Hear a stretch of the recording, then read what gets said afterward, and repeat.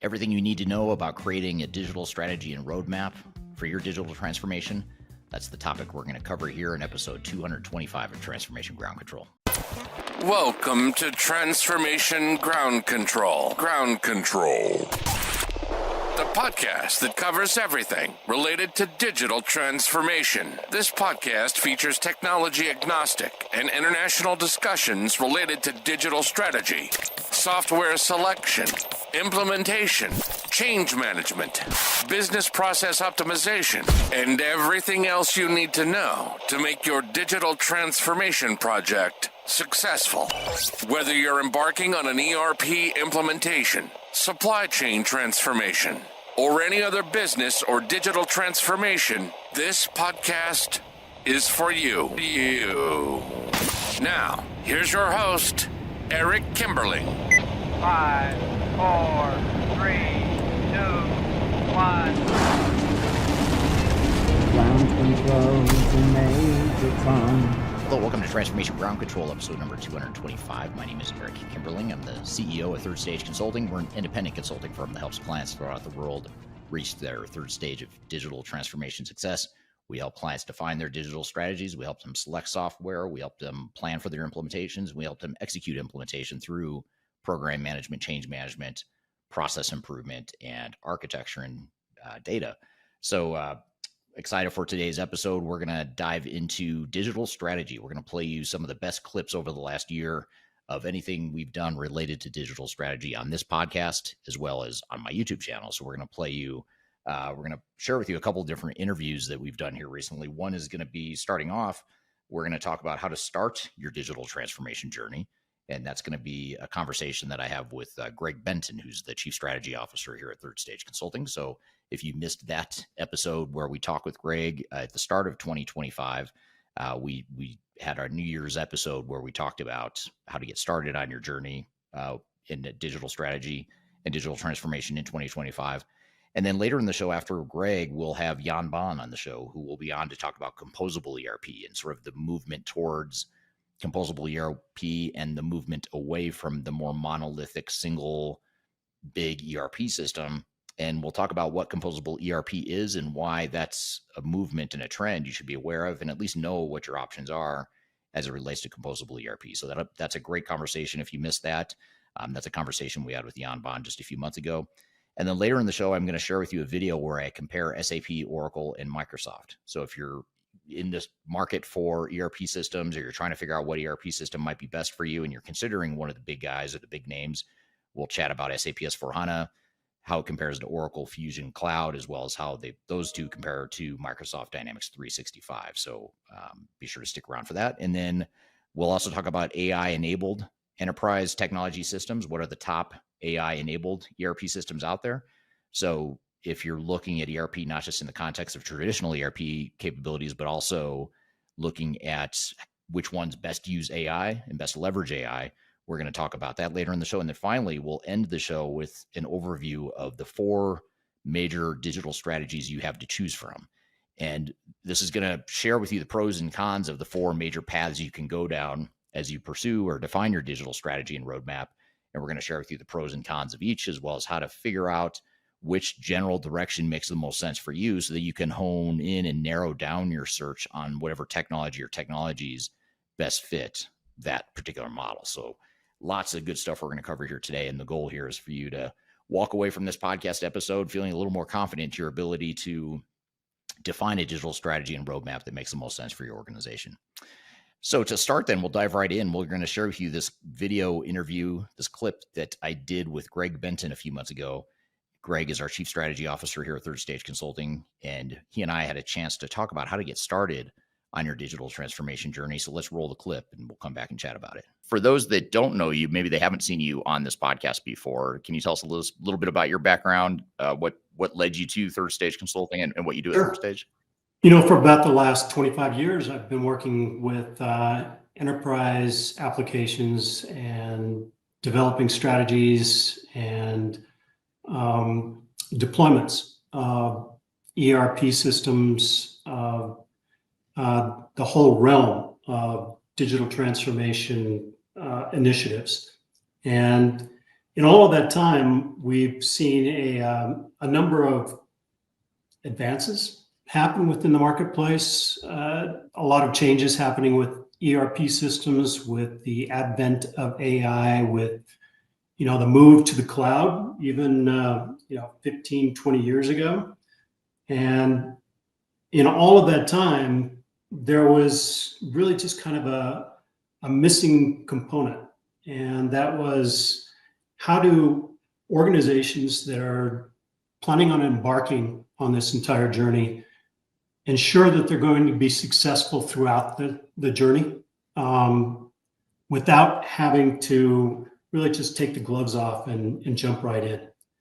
And so that's one of the things that we're going to be talking about today, is how do you prepare the organization? What do you look for up front to make sure that you don't fall into what the analysts say is about a 70% chance of failure in an ERP implementation, right? And it's not just about ERP anymore. It's about all those surrounding edge solutions and everything that runs your business, that makes up your digital enterprise operations, that makes up, everything that you need to be for the next 5 to 20 years. So that's where I think that third stage, and the reason why I'm here, really just is pulling the blanket off of, what do we need to do up front? How do we need to approach it? How do we need to be successful in this all the way through as an organization? That's the thing that I love about our business and our firm. Yeah, absolutely. Is our ability to help guide those companies that are getting started on their projects and help them navigate it in a way that's smart. And when you look at where a lot of organizations are right now as we enter 2025, a lot of them have new fiscal year budgets. A lot of them have new initiatives they're getting started on. A lot of them are sort of regaining momentum after having a few weeks of holidays and other stuff sort of slowing down work activity. So a lot of times January is the time a lot of companies are ready to jump in and start doing stuff, and it can be daunting. So we want to talk about what stuff should you be doing and how should we get started, and how can we sort of not boil the ocean, but get started, incrementally in a way that's sort of aligned with what you're trying to accomplish as an organization. In the U.S., we have a new president coming into office. Yeah. That changes things for a lot of organizations, or it sort of changes the way they think about their strategy or their approach going forward. There's obviously all the geopolitical stuff that goes into effect for a lot of countries at the start of the year as well. So just to help us get started, though, like sort of just starting at a bigger picture or higher level, what do you think organizations should be doing to prioritize as they plan for their digital transformation and ERP implementations for 2025? So in other words, how do they, there's so many things you could be doing right now. We could all be implementing tons of new technologies, and we could be trying to boil the ocean and just going, doubling down on technology initiatives. But how do we realistically get started on that and make sure that we are getting started in a way that's aligned with our goals and objectives as a company? Well, I think you said it when you said boil the ocean. A lot of organizations decide that, yes, this is the year we're going to embark on all of these digital strategies that we've been discussing over the last couple of years, possibly a couple of decades. And it begins with organizational alignment. The digital transformation is made up of people, process, and technology, right? And very often technology projects are embarked upon for the sake of the technology, and it very often doesn't take into account the people side of the equation, the process side of the equation. Process side of the equation is really what is going to affect and improve our business processes going forward.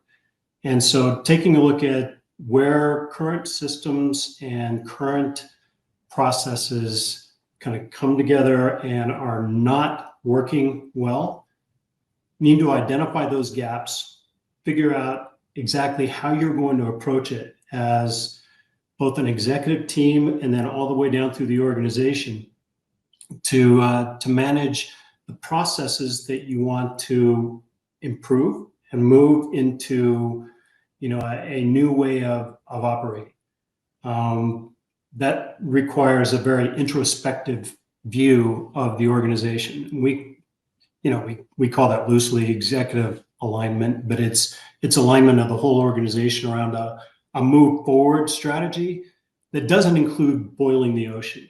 It includes, in some cases, spot replacement of technology, but very often you have to look at the overall business as a whole and your business planning for the next 3 to 5 years and pulling the planning together.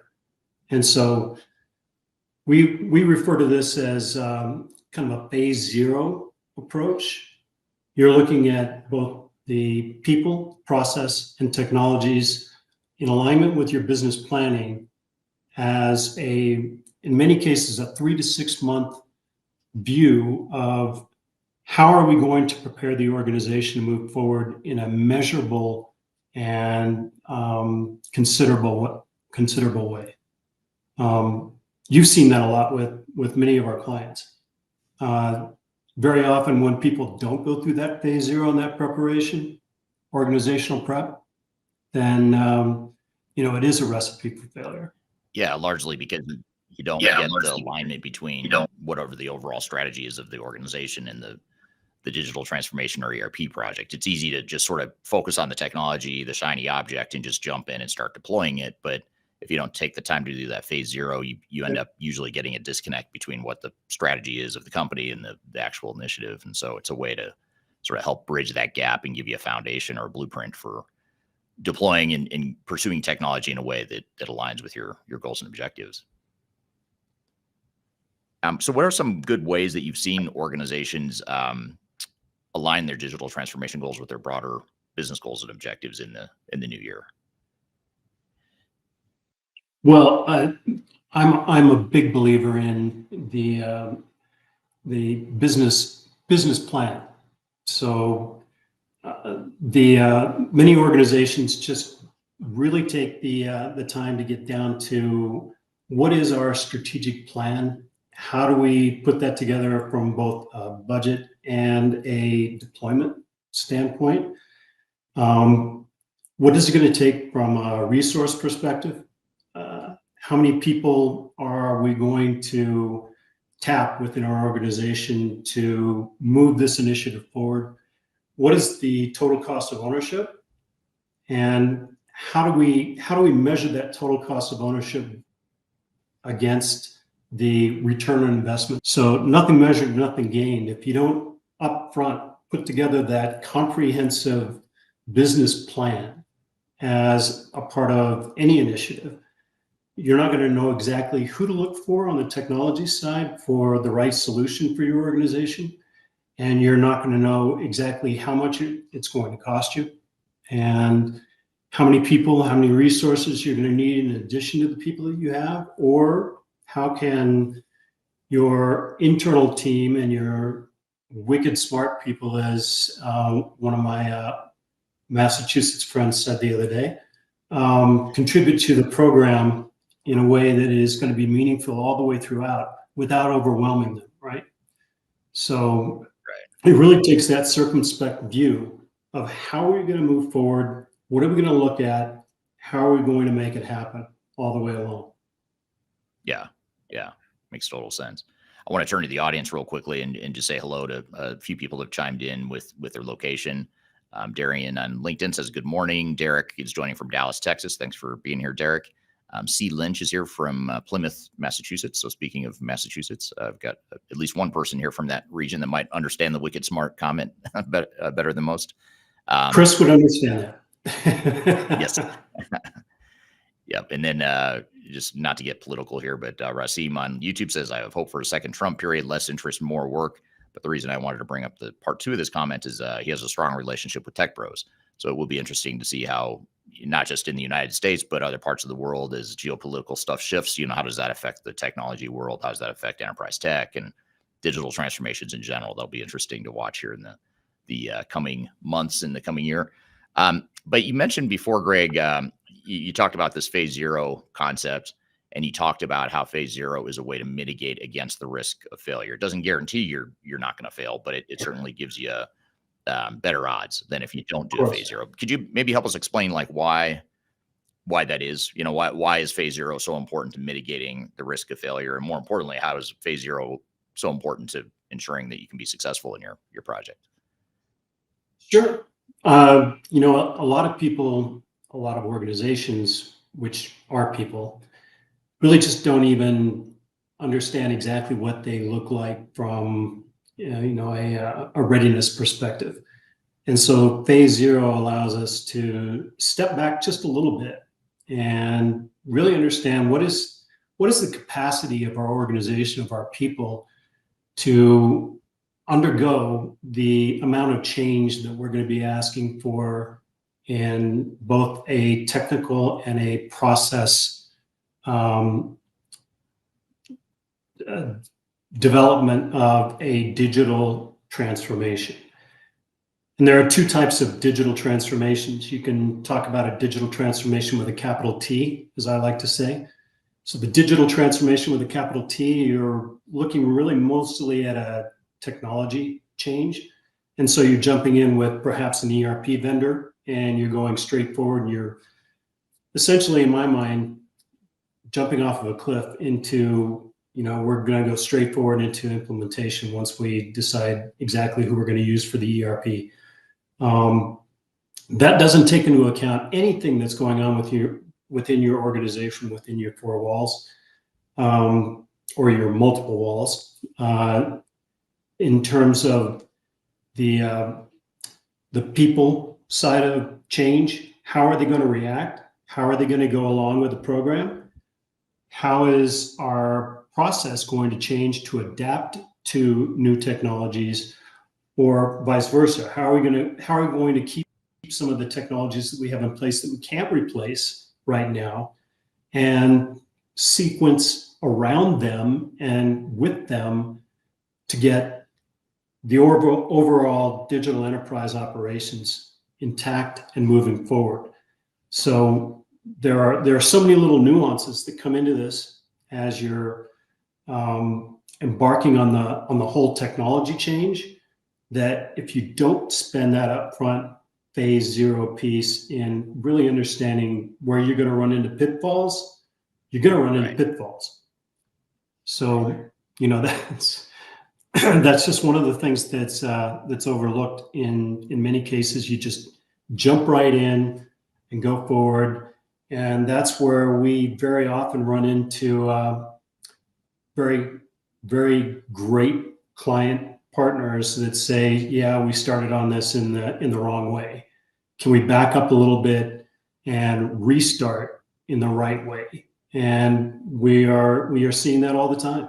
Yeah, that's an interesting observation, and I agree with you.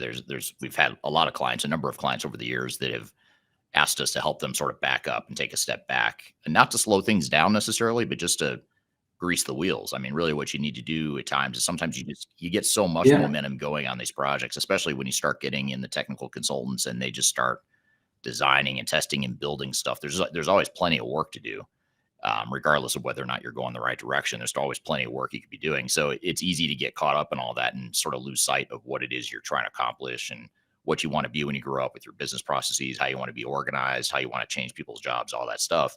And so I guess long way of saying it's really never too late to start phase zero, is it? Even if you're midstream, there can be value, maybe not in pausing completely necessarily, although some organizations we work with have put a complete timeout on the project to sort of get their ducks in a row.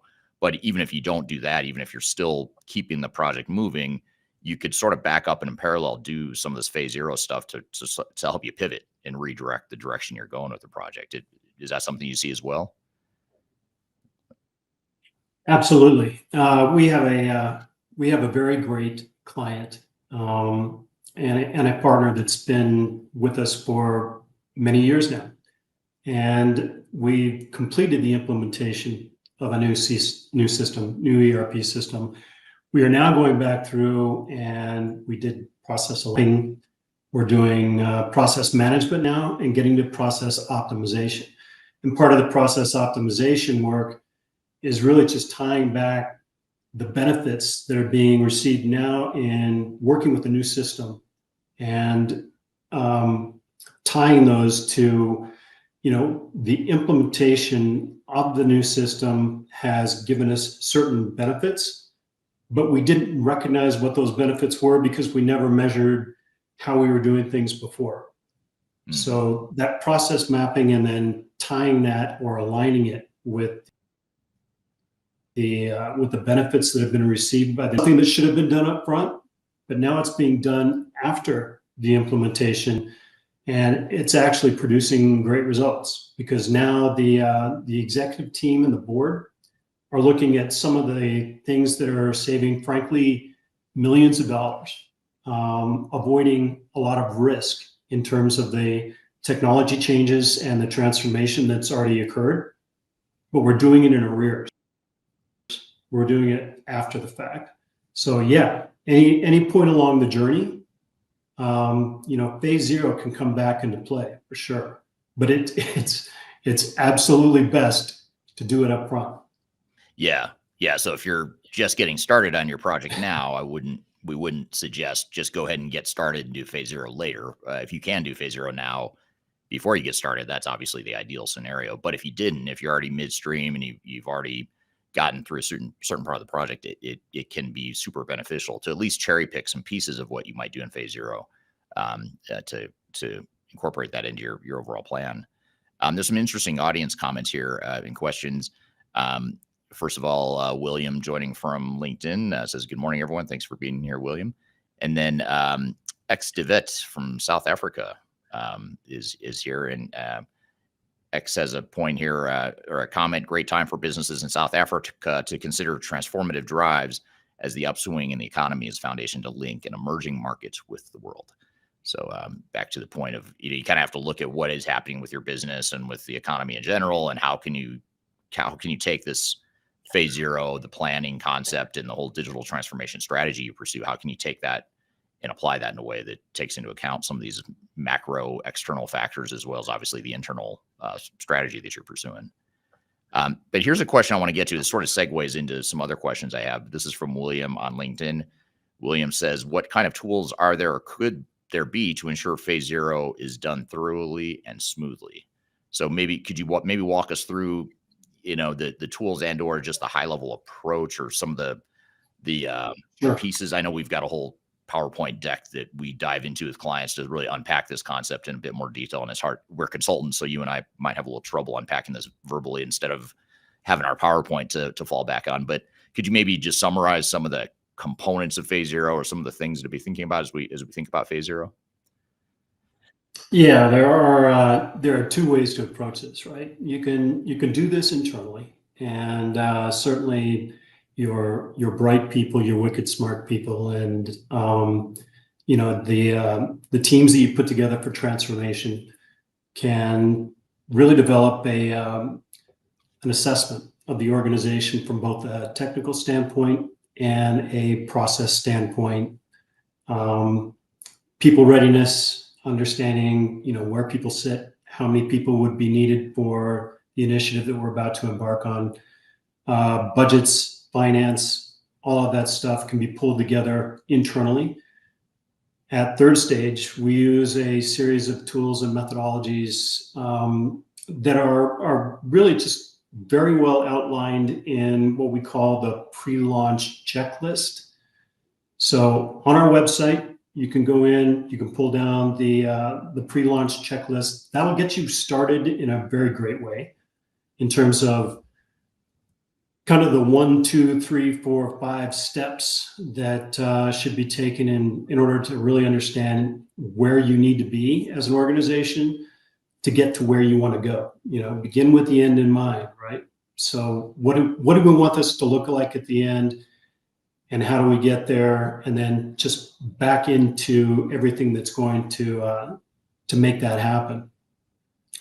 With us, we do bring these proprietary tools to understand exactly what the organization is capable of from a people standpoint. We have a number of surveys and executive alignment workshops that we pursue to understand and really quantify what the ability and the willingness to move forward in synchrony is all about. Likewise, we have tools that can actually dive into the technical aspects of the infrastructure, the number of systems that you have working, the interoperability of those systems. One of the other failure points, if you will, for digital transformations is the failure to properly manage data, right? So the data migration piece, the data understanding of the data and item and vendor master information, data cleansing, preparing the organization in that way to be able to move forward is something that many organizations can do internally, but it's better done with a third party coming in and actually providing an objective view of what is the real picture here and how can we help you in moving forward that data strategy and everything else that needs to come together. Yeah. And I just popped up a QR code that you can use to download that pre-launch checklist from our website if you'd like. So just scan that. Thanks, Eric. You bet. I mean, you're doing all the talking, so I had time to go put up a QR code there for you to give everyone access to that. So hopefully that helps as you guys are scanning that, and I'll pop it back up again later too, because I'm going to take it down in a second to get some more questions, but I'll put it back up in a few minutes. But I do want to get to a couple other questions here that we're getting a lot of questions now coming in, but here's one from X Devet again. How do we package big company transformation strategies for small to medium-sized companies that are highly dynamic and have smaller budgets? I think that's a great question. So how do we right size this whole phase zero concept to scale it up or down depending on how big we are and what our budget is and the scope of our project and all that good stuff? I really love that question because think about this. I mean, if you're building a house, you're going to go to a general contractor or a builder or someone to help you understand exactly what kind of house you want to build, where you're going to put it, how you're going to go through the entire process of constructing that house. Doesn't matter if you're constructing a 2-bedroom bungalow or you're constructing, 15-room mansion, something like that. I see the phase zero in the same way. Scaling up, whether you've got, 3 people on your core team or you've got 30 people on your core team for the digital transformation that you're planning on embarking on. The phase zero approach may be shorter for a smaller organization and involve fewer people, but there really is a scale in that. And, the important point is not to avoid or forget that the upfront planning and the upfront, business case for doing this is the important thing. And it's even more important for smaller organizations that may have a limited budget, that may have limited capacity in terms of their people. Their people are not going to be participating in a full-scale implementation of new software that lets them take their day job and put it aside and do something on the implementation project teams for a year. That's not going to happen in a smaller organization. So it's even more critical for the smaller and mid-sized businesses to go through this process. I'm here playing you the clip of my interview with Greg Benton talking about how to get started on your digital transformation journey. I've got a lot more to cover with Greg, but first we're going to take a quick break. We'll be back with more Transformation Ground Control.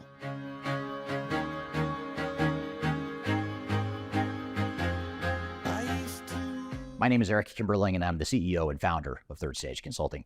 Before we dive too far into today's content, I want to invite you to learn a little bit more about Third Stage Consulting, who we are and what we do. I've included a link to a video right here that describes Third Stage in a bit more detail. It talks about our story, our history, our philosophy, our clients, our service offerings, and that sort of thing. But in general, what Third Stage Consulting does is we're an independent and tech agnostic consulting provider. We help clients through their entire digital transformation life cycles, beginning with digital strategy, software evaluation and selection, all the way through and including implementation planning, implementation readiness, and the actual implementation itself. We're technology agnostic, so we only represent our clients' best interests. We do not represent software vendors. But having said that, we work very closely with software vendors, all the leading players that you can imagine we've worked with, both in helping clients evaluate and select them, but also in helping clients implement those solutions as well. So we have a very broad, objective, agnostic view of the market that is meant to really represent your interest as you go through your digital transformation. I also encourage you to scan this QR code right here to get access to our resource center. This resource center has a ton of information, a ton of ebooks that are free. You have access to top 10 software rankings, playbooks for how to make your project more successful, guides to change management, YouTube videos, all kinds of stuff that are going to help you through your digital transformation. So I encourage you to scan this QR code to get access to those resources. And please feel free to reach out to me directly to brainstorm ideas about your project. Even if it's just informally, you want to bounce around some ideas and get some informal advice, I'd be happy to spend some time with you. So feel free to reach out to me. I've included my contact information below. You can also find it in the description field of this video as well. The last thing you want to have happen is for your digital transformation to end up in court. I've been doing this for 20 years and I have seen everything. My name is Marcus Harris. I'm a software and technology attorney focusing my practice on drafting and negotiating software-related contracts and litigating software disputes across the country. Feel free to reach out to us at taftlaw.com. We'd love to talk to you about the litigation process and what you can expect.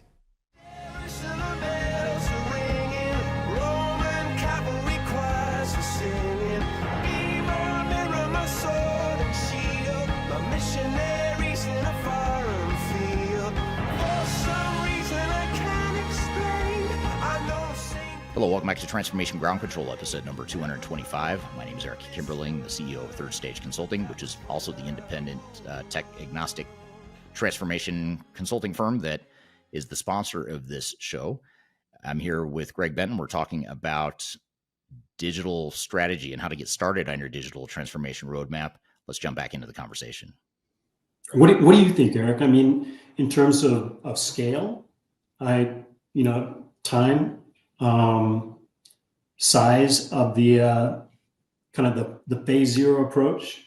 I think you can scale it up and down. Yeah, absolutely. And I think it's easy to think, well, we're a small or mid-sized company, so it's not as important to us since we don't have the budget or whatever.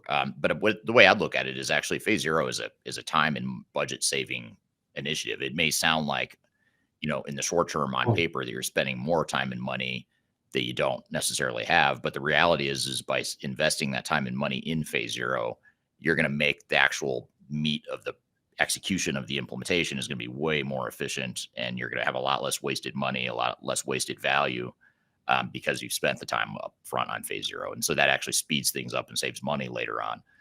So I would argue that the net benefit is positive, whether you're a small company or a large organization. Now, obviously, you don't want to get caught up in analysis paralysis and spend, months and years on phase zero and never get to the actual implementation. And you don't want to do that either. You don't want to go to the other extreme, but you do want to spend a certain amount of time, for our clients, it could range anywhere from, you tell me, you know better than I do, but, a small company might just be a few weeks of phase zero planning, but a big company, we have some big companies where we might spend 4, 5, 6 months on phase zero. Sounds like a lot of time, but when you think of a 3-year project, 4-year project, 5-year project, whatever it is, you're sort of setting the tone and setting the trajectory for how that remainder is going to go and how efficient and effective you're going to be. So is that, are those numbers sound right to you as far as like the range of how long phase zero typically takes, depending on the size of the company? I think you hit it right on. It can be 3 weeks. It can be, 3 to 6 months. Very often it's 6 months on larger firms. You mentioned something about the cost. If you look at kind of the cost of a phase zero, it's not that expensive in terms of the whole organization and moving everything forward. You're not at this point buying software, entering into a subscription, implementing the software.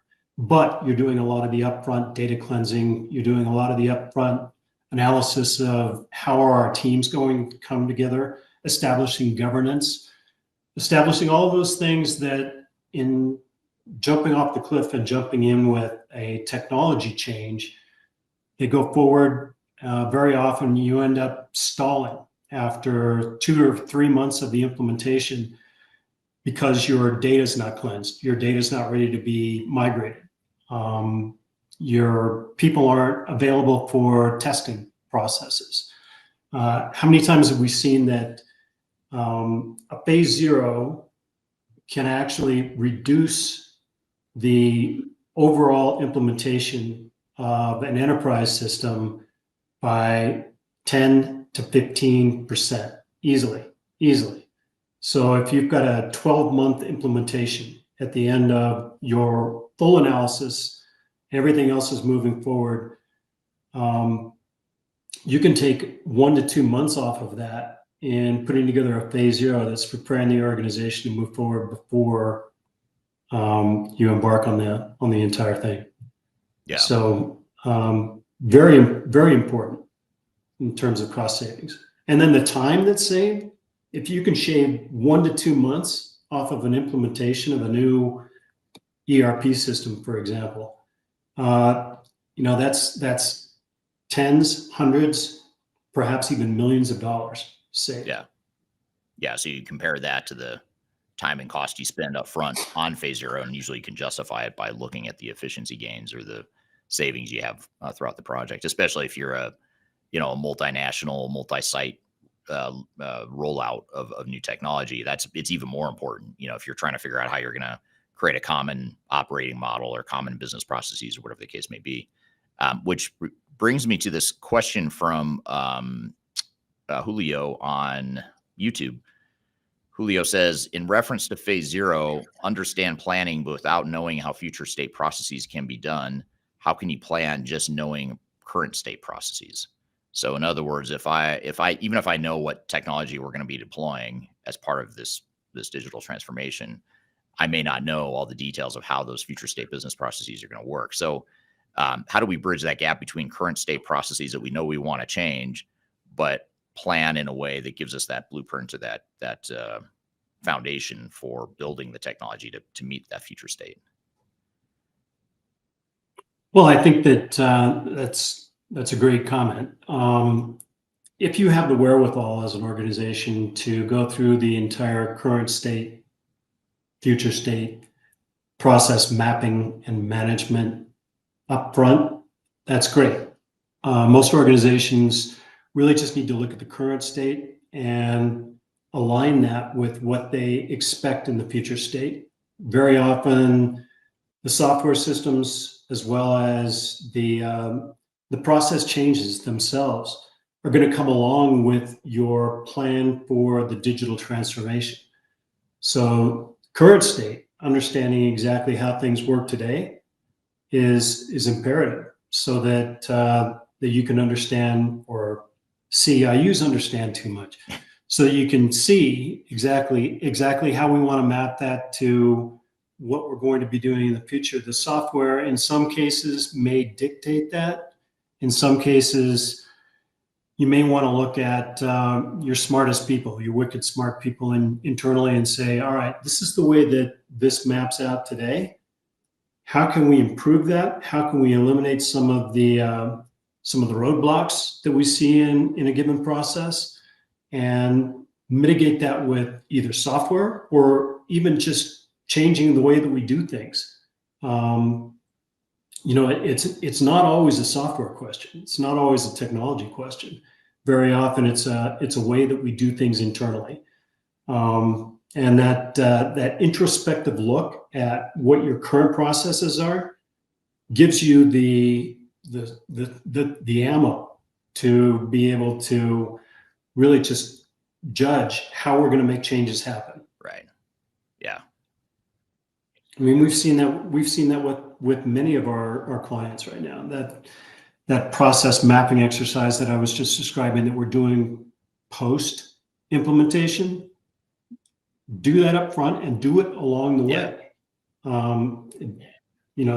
to the point of the message that came across the screen, it really is important that you link your future expected processes to the current state. But the current state mapping is important. Yeah, and when you're looking at the future state, you're obviously in phase 0 not going to get down to the granular screen by screen instructions on how to perform transactions. That's not the level of detail we're getting at in phase 0. Where we're getting at is more macro, looking at just in general, how are our processes going to work? How do we want them to look? And you start making decisions that if you don't make them early on in phase 0, it ends up slowing down the project and creating delays later on. So for example, if I'm a multinational organization and I've got a dozen different locations, let's just say, I may have acquired several of those dozen locations and they've got different ways of operating. And I'm using this project, or I want to use this project as a way to create standard processes across those dozen locations. So you want to take that time up front to figure out how are we going to change those 12 locations into one common set of business processes at that macro level. And that alone, even without getting down into the details of how you're going to do it and configure it in technology, even just making the macro decisions around how our processes are going to work, that just takes time. And that's where the internal alignment becomes so important. And you might as well, I hate to say slow things down, but you might as well work through that messy process of defining future state processes up front so that when you start deploying technology, things are more clear. So your technology consultants know exactly how they should be designing and building software. Your project team knows what the future state is going to look like, all that stuff. You're exactly right. The way that these things come together, when we're talking about transformation, right? We've got an equation that we often cite, which is old processes plus new technology NT equals expensive old processes. That really just kind of refers to the whole process of improving things for your organization as you go through this digital transformation. Transformation is all about change, right? Transformation is current state to a future state that is much better optimized future state. So it's going to happen along the way. You have to have internal, people, your internal teams that are going to be dictating how this works, how this comes together. But it's an iterative process that goes along the whole linear transformation process. So I think that's a great question that was asked. Yeah, absolutely. And shifting gears from business processes to data. Here's a question about, because you mentioned data before, and this is from Keith on LinkedIn. Keith asks the potentially controversial question. Data migration has been around for decades with well-structured procedures and established processes. What's the big deal? And how, more specifically, how is phase 0 and the stuff you're talking about, Greg, and all the planning work that should happen up front? How does or should data fit into that phase 0? Well, I mentioned at the beginning, for the last 25 years, I've been working with especially ERP deployments and the strategies that go into those deployments. And probably 60% of the time, I agree with you, Keith, that was it Keith or Doug? Sorry. Keith. These have been established for a long time. It never fails. We get 2-3 months into an implementation and somebody says, you know what, our master data is really a mess. We just didn't realize. So now we've got to go back and we've got to cleanse things. And cleansing doesn't mean that scrubbing your data and so forth. It really means that you're normalizing your data so that you can put it into the new system. There are tools to help with that, but it doesn't happen overnight. And it doesn't happen, especially in some organizations with, 20-year-old and 40 different disparate sources of data within an organization, that it can all come together and all be nicely managed all the way through. It just doesn't happen that way. So phase zero is a way to look at how do we clean house before we actually embark on this whole thing. So great question, Keith. I mean, it's not really a question, it's a statement. There are some great tools out there, tons of them. Yeah, and surprisingly, people, even though these tools and processes have been around for a while, as Keith mentions, organizations still oftentimes don't use them. So it's important to kind of figure that out too up front. And how are we going to clean our data? How are we going to map it to the new system? How are we going to migrate it? How are we going to handle master data management and governance, data governance longer term? You know, it sounds pretty simple, but a lot of these organizations out there don't do that or think through that until late in the project. And again, that causes delays because now all of a sudden we're thinking about data. We should have been thinking about it a long time ago, but we didn't. So now we're trying to figure out and scramble on how we're going to handle data migration and forget data governance. We don't have time to think about that. So we end up cleaning up data, moving it over, and then we don't have processes to support clean data longer term. So I'm oversimplifying what happens there oftentimes, but that is, you know, I don't know if you agree with that, Greg, but that's a lot of times what organizations do. They put it off as sort of an afterthought and then wonder why their project got delayed all because of data. Or they put it in the hands of a systems integrator or a software vendor that says, we have these set of tools, we've got a factory, we've got a data migration factory. We'll just basically plug everything into one side and pull it out of the other. Oh, wait, just a minute. Your data is, corrupt. You're missing fields in certain areas. Your units of measure are disparate across all of your global locations. Nobody tells you up front that these tools don't work unless everything is managed to go into the tools. So right. Yeah. You go in with the assumption that more. the data is clean. Yeah. But it's usually not. But yeah, the SI is going to assume you've cleaned that data up and it's ready to go. And that becomes a blind spot in the projects oftentimes. Well, in fact, if you look at contractually, it's always the organization's obligation to have clean data. And very rarely. Yeah. So. Yeah. Well, that's good stuff. Now, here's a question. I missed this in the feed or in the thread earlier, but I want to come back to this point because I think this is an excellent question. This is from Darian on LinkedIn. Darian says, so we were talking earlier about how it's better late than never to do phase zero. If you can do it up front, if you haven't started your project yet, it's best to do phase zero now. But even if you are midstream and you haven't done this phase zero stuff, it can be of huge value to either slow things down, pause, and revisit some of those phase zero activities, or at the very least do some things in parallel while the project continues. But when we look at those sorts of projects that are midstream, what are some of the most common signals that indicate a project needs to pause or revisit a phase zero strategy midstream? So, are there certain symptoms or signs that we see with our clients that would suggest that, hey, you didn't do phase zero and here are the symptoms, so let's go back and clean that stuff up and start to address some of that phase zero stuff? What are some of the symptoms we should be looking for? Very much so. There's basically two different areas in my mind. So we see a lot of our clients actually get to a point in the implementation project where they are stalled out. They start doing unit testing and they start doing SIT. Even further on in the project, getting to CRP. The testing is not showing that the software capabilities are aligning with the processes that they are supposed to be governing and managing. Requirements have not been properly gathered, and the requirements are not matching up with the software that's being implemented. And so the project kind of grinds to a halt.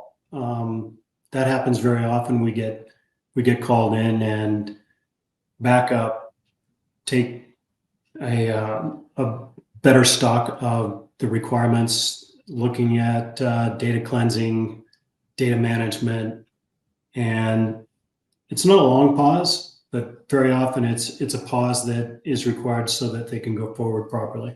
The other one is what we've been talking about with the data migration. the data just isn't there to be migrated into the new system.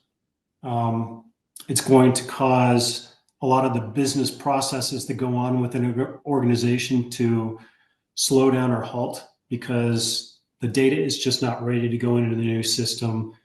They have to revert to old ways of doing things in order to find materials in the warehouse, that type of thing. And that can drag an implementation. So those are the two areas. I would say data as well as business requirements matching up with the software that's being implemented are the two main things that I see. What do you see on that, Eric? Is that? Well, another one is that I would add to that list is when you start to see the organizational and human resistance to change. So in other words, when you start to see that people are resisting change and people are starting to panic a little bit, they're starting to freak out a little bit because of all the changes that they're hearing about or the rumblings they're hearing about. When you start seeing that, that's usually a sign that you haven't done enough on the change management front, which is typically part of phase 0 as well. Typically in phase 0, you're also assessing the organization to figure out what that change strategy should be and what sort of tactics you should employ to ensure that you're addressing the human dimension of change. So that'd be another one I add to that list. And then great add. You're absolutely right. Yeah. And then I guess another one too, that sort of popped in my mind as you were saying that is another symptom is oftentimes when there's a lot of uncertainty or lack of clarity around, I'd say it's sort of the architecture and decommissioning approach to technology. So in other words, you've got these legacy systems. We don't really know what's going to happen to them. Are we going to pull the data out of them and replace them? Is that in scope to get rid of that system? How are we going to get rid of the system? Or are we going to keep it and we're going to integrate it to the core, new technology stack that we're deploying? If so, how are we going to do that? So a lot of times you start to, if you can't answer those questions, that's a good sign that you should be having a clear, technology plan, not just for deploying new technology, but how you're going to address decommissioning old systems or integrating legacy systems where you need to. So all that stuff can slow things down or speed things up depending on. Great point. Yeah. And just a follow up here from Julio. I mean, you hit on the one that I missed in the very beginning, the organizational change, the people part. If you run into resistance, halfway through a project, that can kill a project. You're going to have people that are reverting to old processes. They're refusing to participate on project teams. They're being overwhelmed because they're being asked to do their day job as well as participate on the project team. Project team has, been demanding a lot of time over an extended period of time, and projects just grind to a halt. So, I mean, you got to keep the business running, right? So that's what you prevent up front with that, beginning with the organizational change kind of approach to phase 0 and getting the people part of the equation in line as well. Yeah. Good point here. Yeah. I think you were just setting me up so that you're kind of leaving that for me, the softball there for me to comment on there. No. You hit that out of the park on your own. So what about, here's an interesting question. And we haven't talked a lot. You mentioned it a couple times, but we haven't gone into this in a lot of detail yet, Greg. But this is from Dennis on YouTube. Dennis says, how do you help organizations understand or recognize if the technology implementation team measures up to the tasks? And I might add to that too. How do you know if you have enough of, how do you know that you have the right team in place? Not just the skills, but also the number of people or the capacity you need on the project. How do you assess that, and how does that fit into phase 0? Well, that is a bit of an iterative process, and it's a great question because the whether you've got a technical implementation team that is a third party that is outside, that is coming in as a consulting organization, or it's also your internal people, it really requires taking a look at what we call a program management level. So program management is established so that anybody that's working on the project, the PM, everyone else associated with the implementation project is being evaluated all the time. Is everyone capable of carrying their weight in terms of the implementation process? Do they have the right credentials, the right acumen to be able to pull this forward? Are the people on the client side of the equation able to put in enough time? Or do we need to find some backfill, or do we need to find some additional resources to pull in to help the implementation team move forward?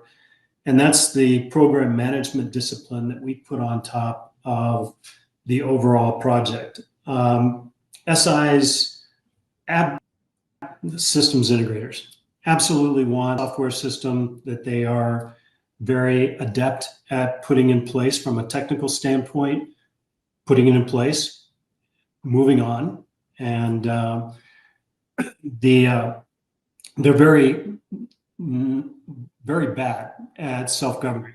So if somebody is just not carrying their weight in terms of the project team, very seldom will the systems integrator say, hey, you know what?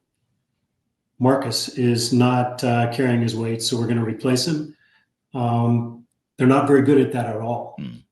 And the transition is not very smooth. Very often it becomes almost, it's a catastrophic thing. We realize that Marcus is not carrying his weight. We need to replace him.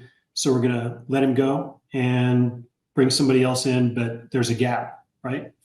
So the program management of the overall kind of governance of the entire thing, the entire digital transformation, needs to happen at a higher level than just the project team level. And that's how you assure that you've got everybody participating on both sides, on the client side, on the technical implementation team side, all the way through.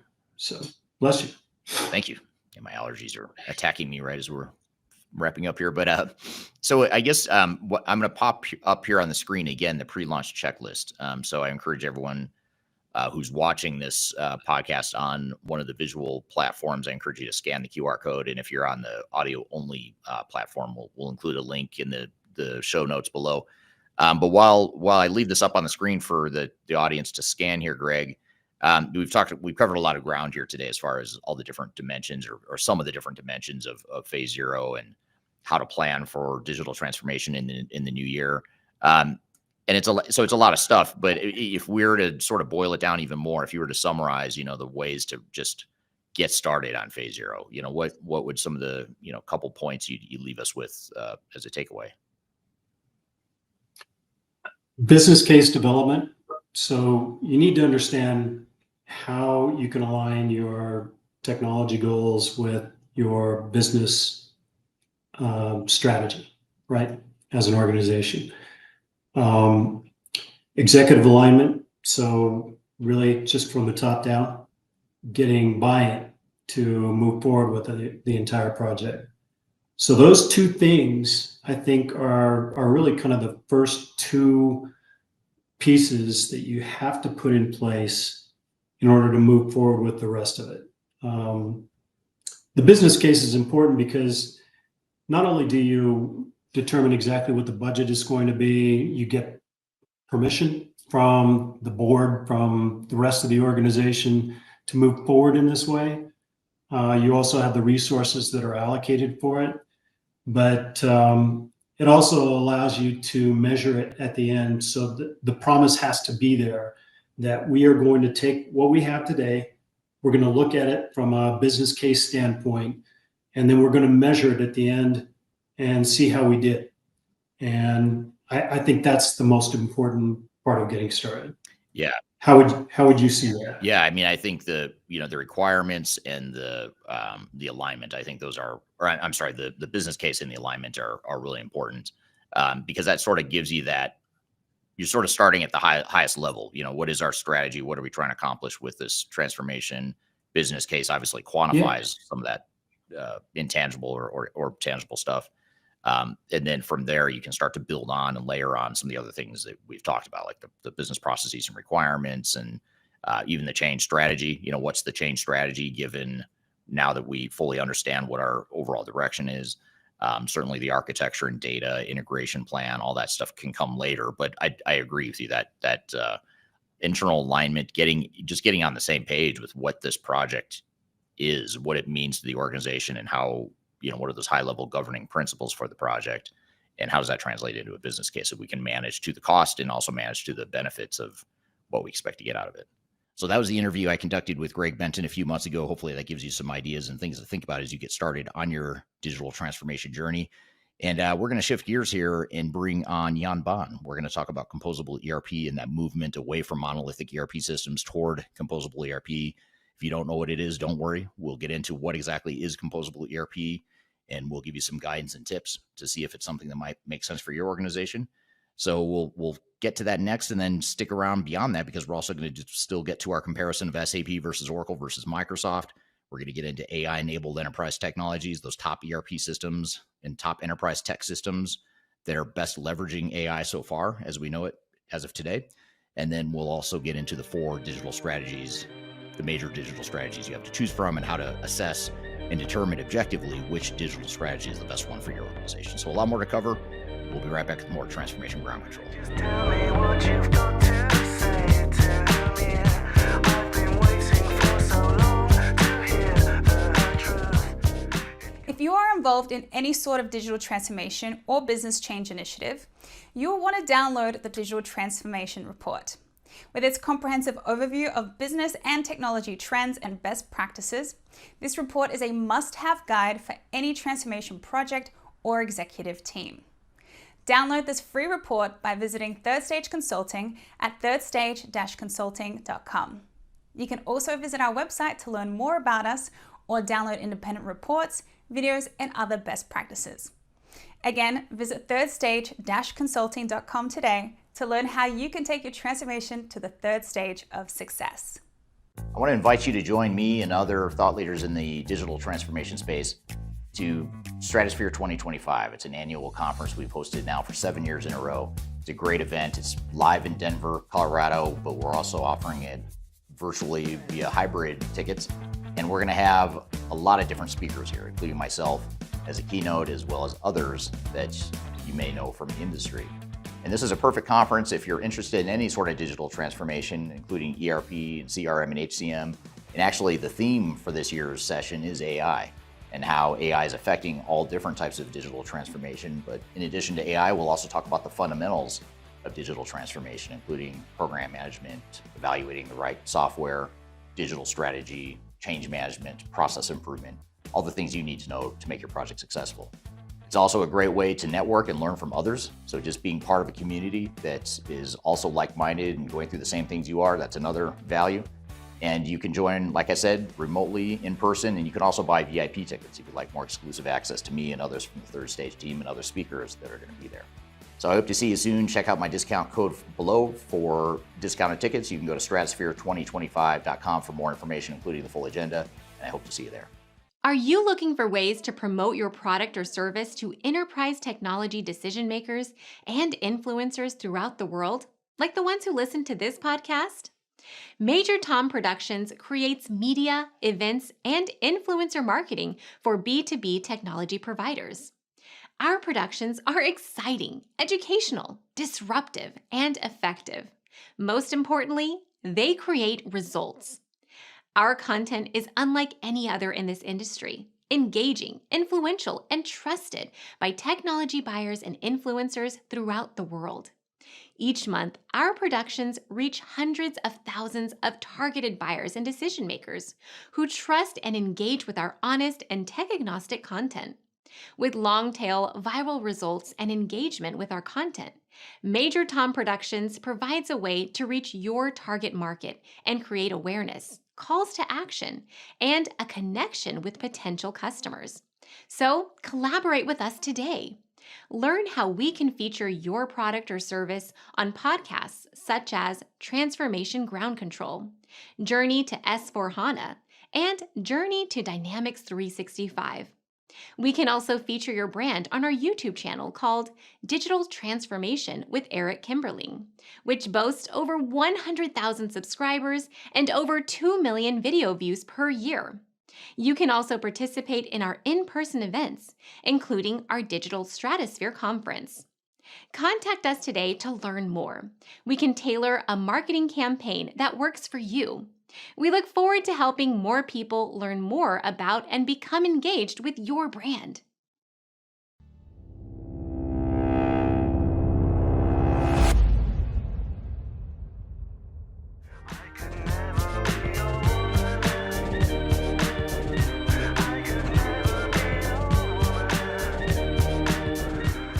Hello, welcome back to Transformation Ground Control, episode number 225. My name is Eric Kimberling. You can find new episodes of this show every Wednesday by going to transformationgroundcontrol.com.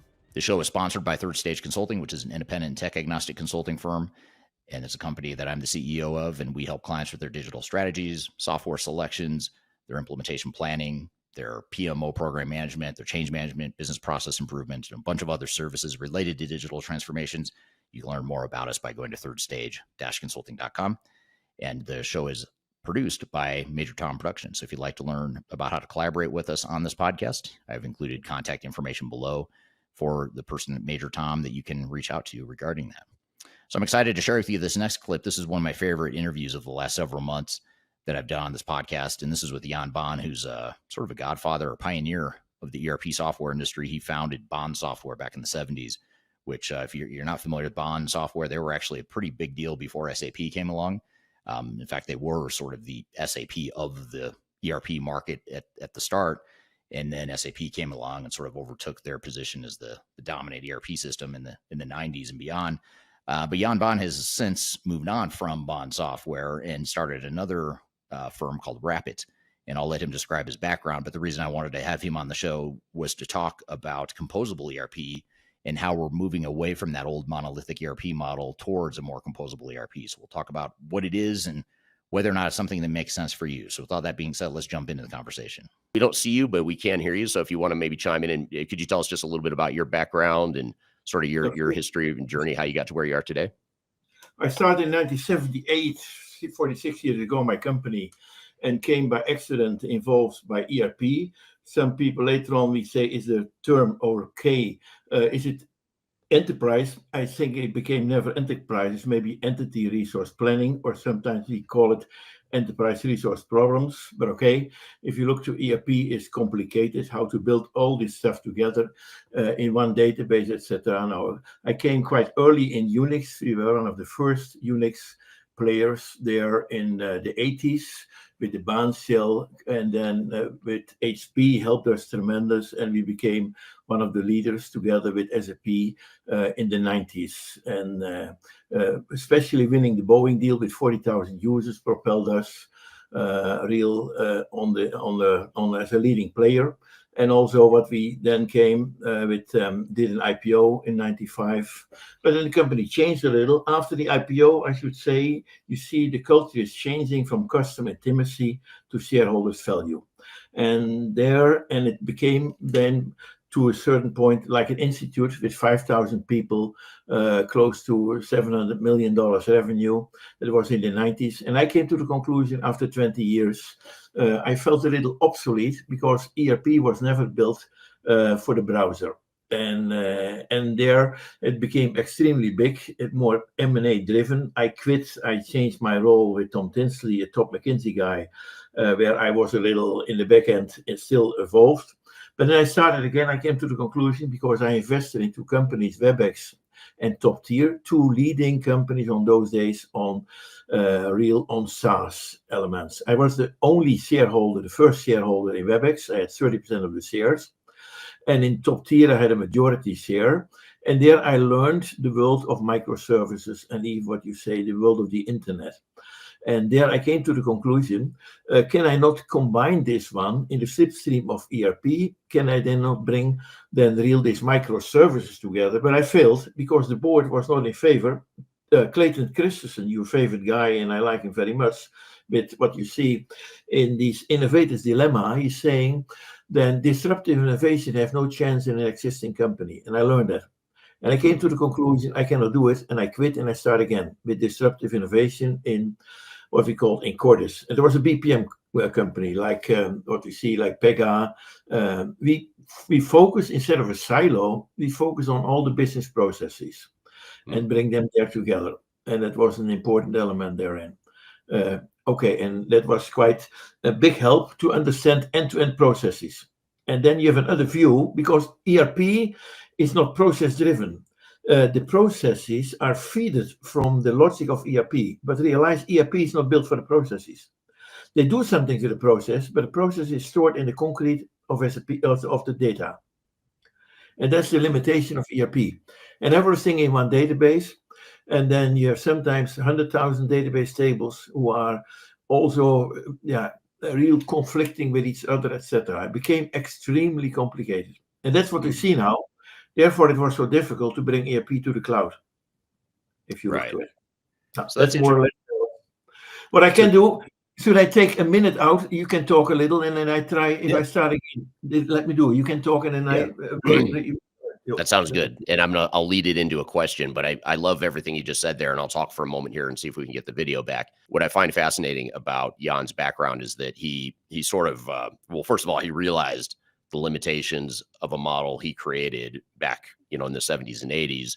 By the early 2000s, I think that's the timeline he was suggesting there. By the early 2000s, he kind of knew that there were limitations, and that with the advent of the internet and the way these monolithic ERP systems were built back in the day, he knew that there were some limitations. It wasn't going to transcend the post Y2K internet-based world. And so I find that super interesting that he could see that 20 years ago. And I think, there were, people in the industry, I believe, that other people that might have recognized some of the limitations as well. But I think the problem 20 years ago was when he tried this best of breed approach that Jan is talking about. When you try that best of breed approach, and he's back. Thank you. We can see and hear you now. This is great. So I'm glad that worked out. Okay. So this is Jan Baan. He introduced himself, but this is what he looks like. I was just talking about how, it was interesting foresight you had 20 or 25 years ago, that the model you helped create, you recognized that it was becoming obsolete in the post, Y2K world. And I find that really fascinating. And so what is it about, you saw this need over 20 years ago. What is it that's changed in the space now? Like, why do you think composable ERP is a bigger deal now than it was? Now, the question is, composing ERP is not a good word in reality, but I cannot change it. Gartner came with it. ERP can never be composing. Right. It's kind of a contradiction. It's not dynamic. It's not on metadata. And ERP can become composing when it is united with microservices. And that's what we're doing now. And I learned we built composing solutions, but it was in BPM. And it was done on metadata. You bring all this metadata together and have an end-to-end process. But that was in the infancy of the internet. And then I quit again. Chorus became part of OpenText, and I became again, and I moved from PaaS because we built platform as a service, but realized platform as a service is indeed like Salesforce, like ServiceNow is still built in the infancy of the internet, and not in the latest dynamic world. I moved again from PaaS to infrastructure as a service, especially with Google. And there you go in the data-driven, what we say, the semantic data world, and everything is there real dynamic. And these microservices, if you do it on big data, because realize also ERP is not built on big data. If you change one record, you're out. Now, I built already for 15 years, I'm on big data. And then what you see now, what you do, you bring in everything together. Now, but then you can ask yourself, why should you not build ERP again in the new technology? But it's not so easy because the kids of Google do not understand ERP. Right. ERP is master production scheduling driven, ERP, MRP, and all the logistics are there. The data model is extremely complicated.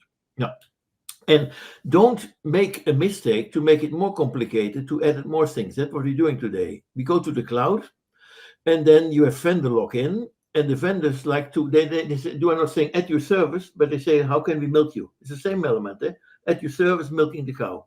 It's vendor lock-in, and they hope that you do more and that you stay on the foundation of their data model, and that you bring all those AI also there, and then you destroy yourself. Now, I should say what I learned from manufacturing: if you build a car, then you have two elements. One element is in manufacturing decoupling, and the other element is in late binding. If you build a car, every 15 seconds, Tesla is producing a car.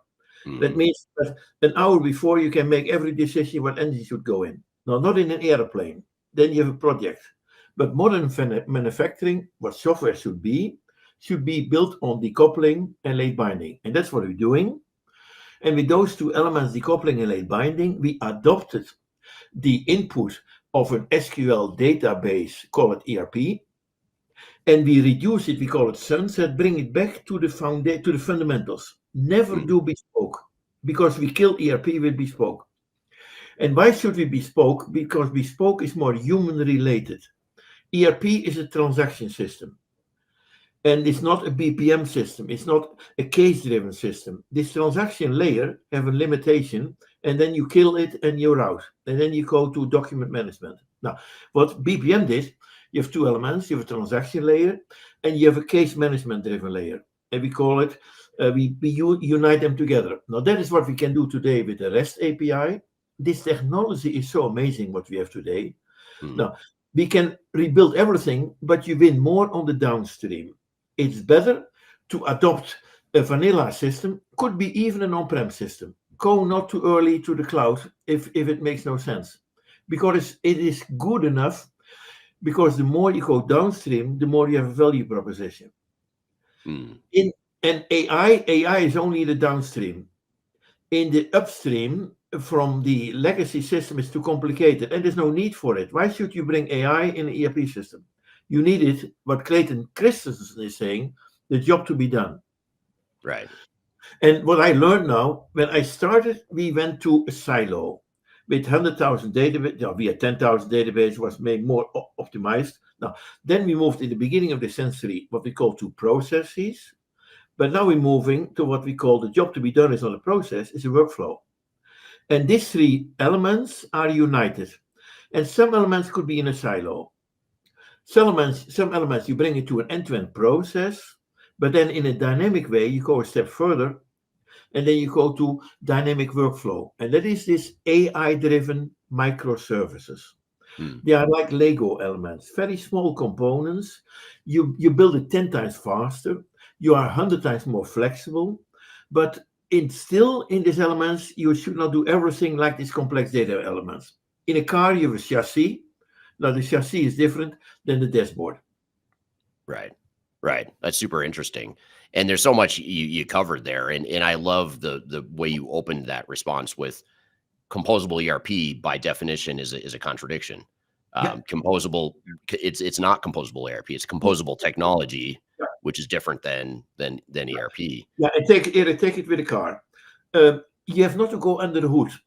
But you drive it. Suppose that you did your navigator under the hood and build it. We build it on the dashboard. And if you see the car, under the hood is for the time being good enough. You have four wheels and you have the chassis, and it's not changing. And you have a lot of mechanical elements. But if you go on the dashboard today with the modern cars, you have software. You have electronics, you have software. Now, and even in a Tesla, you have tremendous a lot of old technology under the hood. And therefore, don't make the mistake to make everything modern. Right. It's for the next 10 years, we can deal with these legacy ERP systems. It's like a bookkeeping system on the back end. They're good enough. But don't optimize them, then you kill yourself. And and the vendors are not teaching you that. Because they have only one element, you're locked in. And you cannot escape. And the vendor lock-in is a terrible element. Now, what we do with these microservices, they are generated in plain Java. There is no vendor lock-in. And the AI is totally incorporated. We do agentic AI. That's what Clayton Christensen is saying. He never was aware of agentic AI, was not there. But for the job to be done, you take an assistant, and the assistant is your agent. And in tomorrow's world, we bring your assistant with yourself to improve your document-related stuff in the downstream.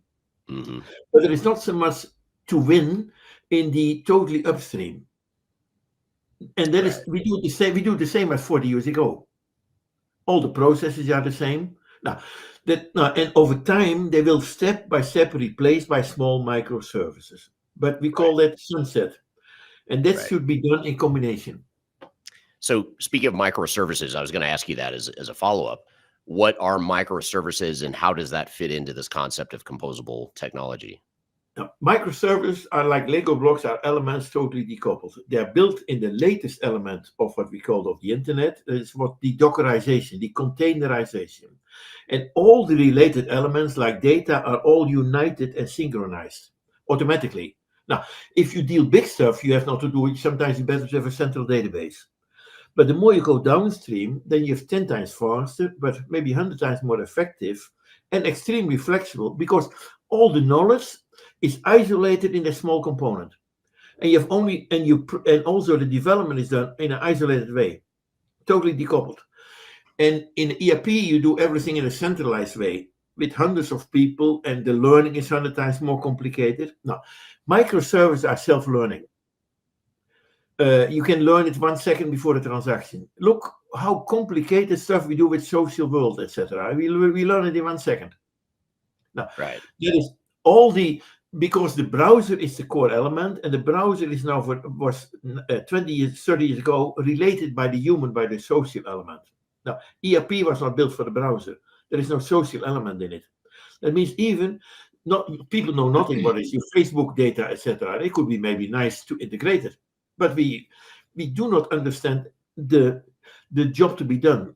And the job to be done is an inheriting element of the process of ERP. And then is an executing element in a very small team, or maybe yourself is the best team, or maybe 3-4 people. And those people are no longer belonging to the same payroll. They are in the supply chain. They are dealing in different areas. Now, and what you see now by ERP, you have 2 pipes.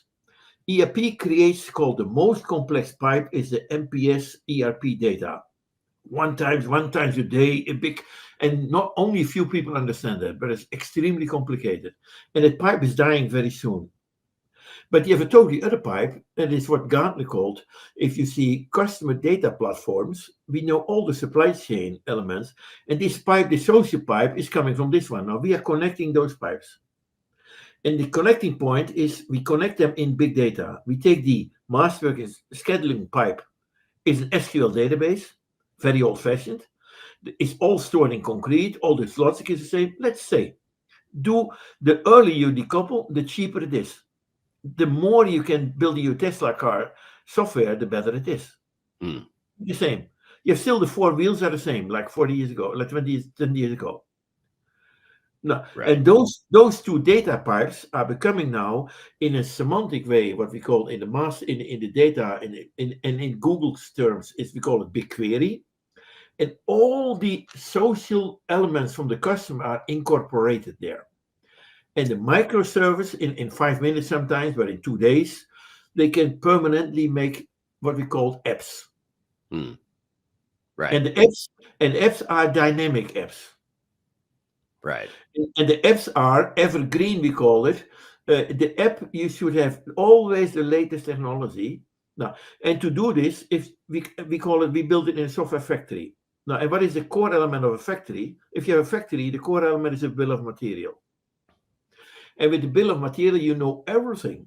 You have the layers, and then you know from the predicted maintenance, everything is there related to the bill of material. We took the same concept. We have an S-bomb. We build it on a software bill of material, and all the components is everything we do is a manufacturing process. I'm a manufacturer. That's what we learn. And not so many people. The people who building these microservices are more toys builders. They are more an associate. They do not understand this ERP world. Now I'm connecting these 2 worlds. And if you have no element, because ERP is still the foundation. It's not the be-all and end-all of it, but it's the foundation to start. And what we see today in the world of the Googles, the Amazons, you're missing the knowledge of this ERP data. No one is connecting them, and we connect them totally. Now, and then you have a tremendous value, and the value is then on the end, you double at least your EBITDA. In today's world, there is no contribution to EBITDA from IT. Nothing. It costs more. It's we consuming EBITDA, we eating EBITDA instead of, Right. of delivering EBITDA. But here we can do it with half of the people in a two times better job. Right. Right. And therefore we need microservices, and therefore that's all what we say productized. And you do it in very simple elements. Is in you have your mobile, everything is mobility oriented. Now it could be your watch, but anywhere, and it's done in an extremely smart UX element. And we do it already for 20 years in UX. The UX is the intuitive part that you help your customer.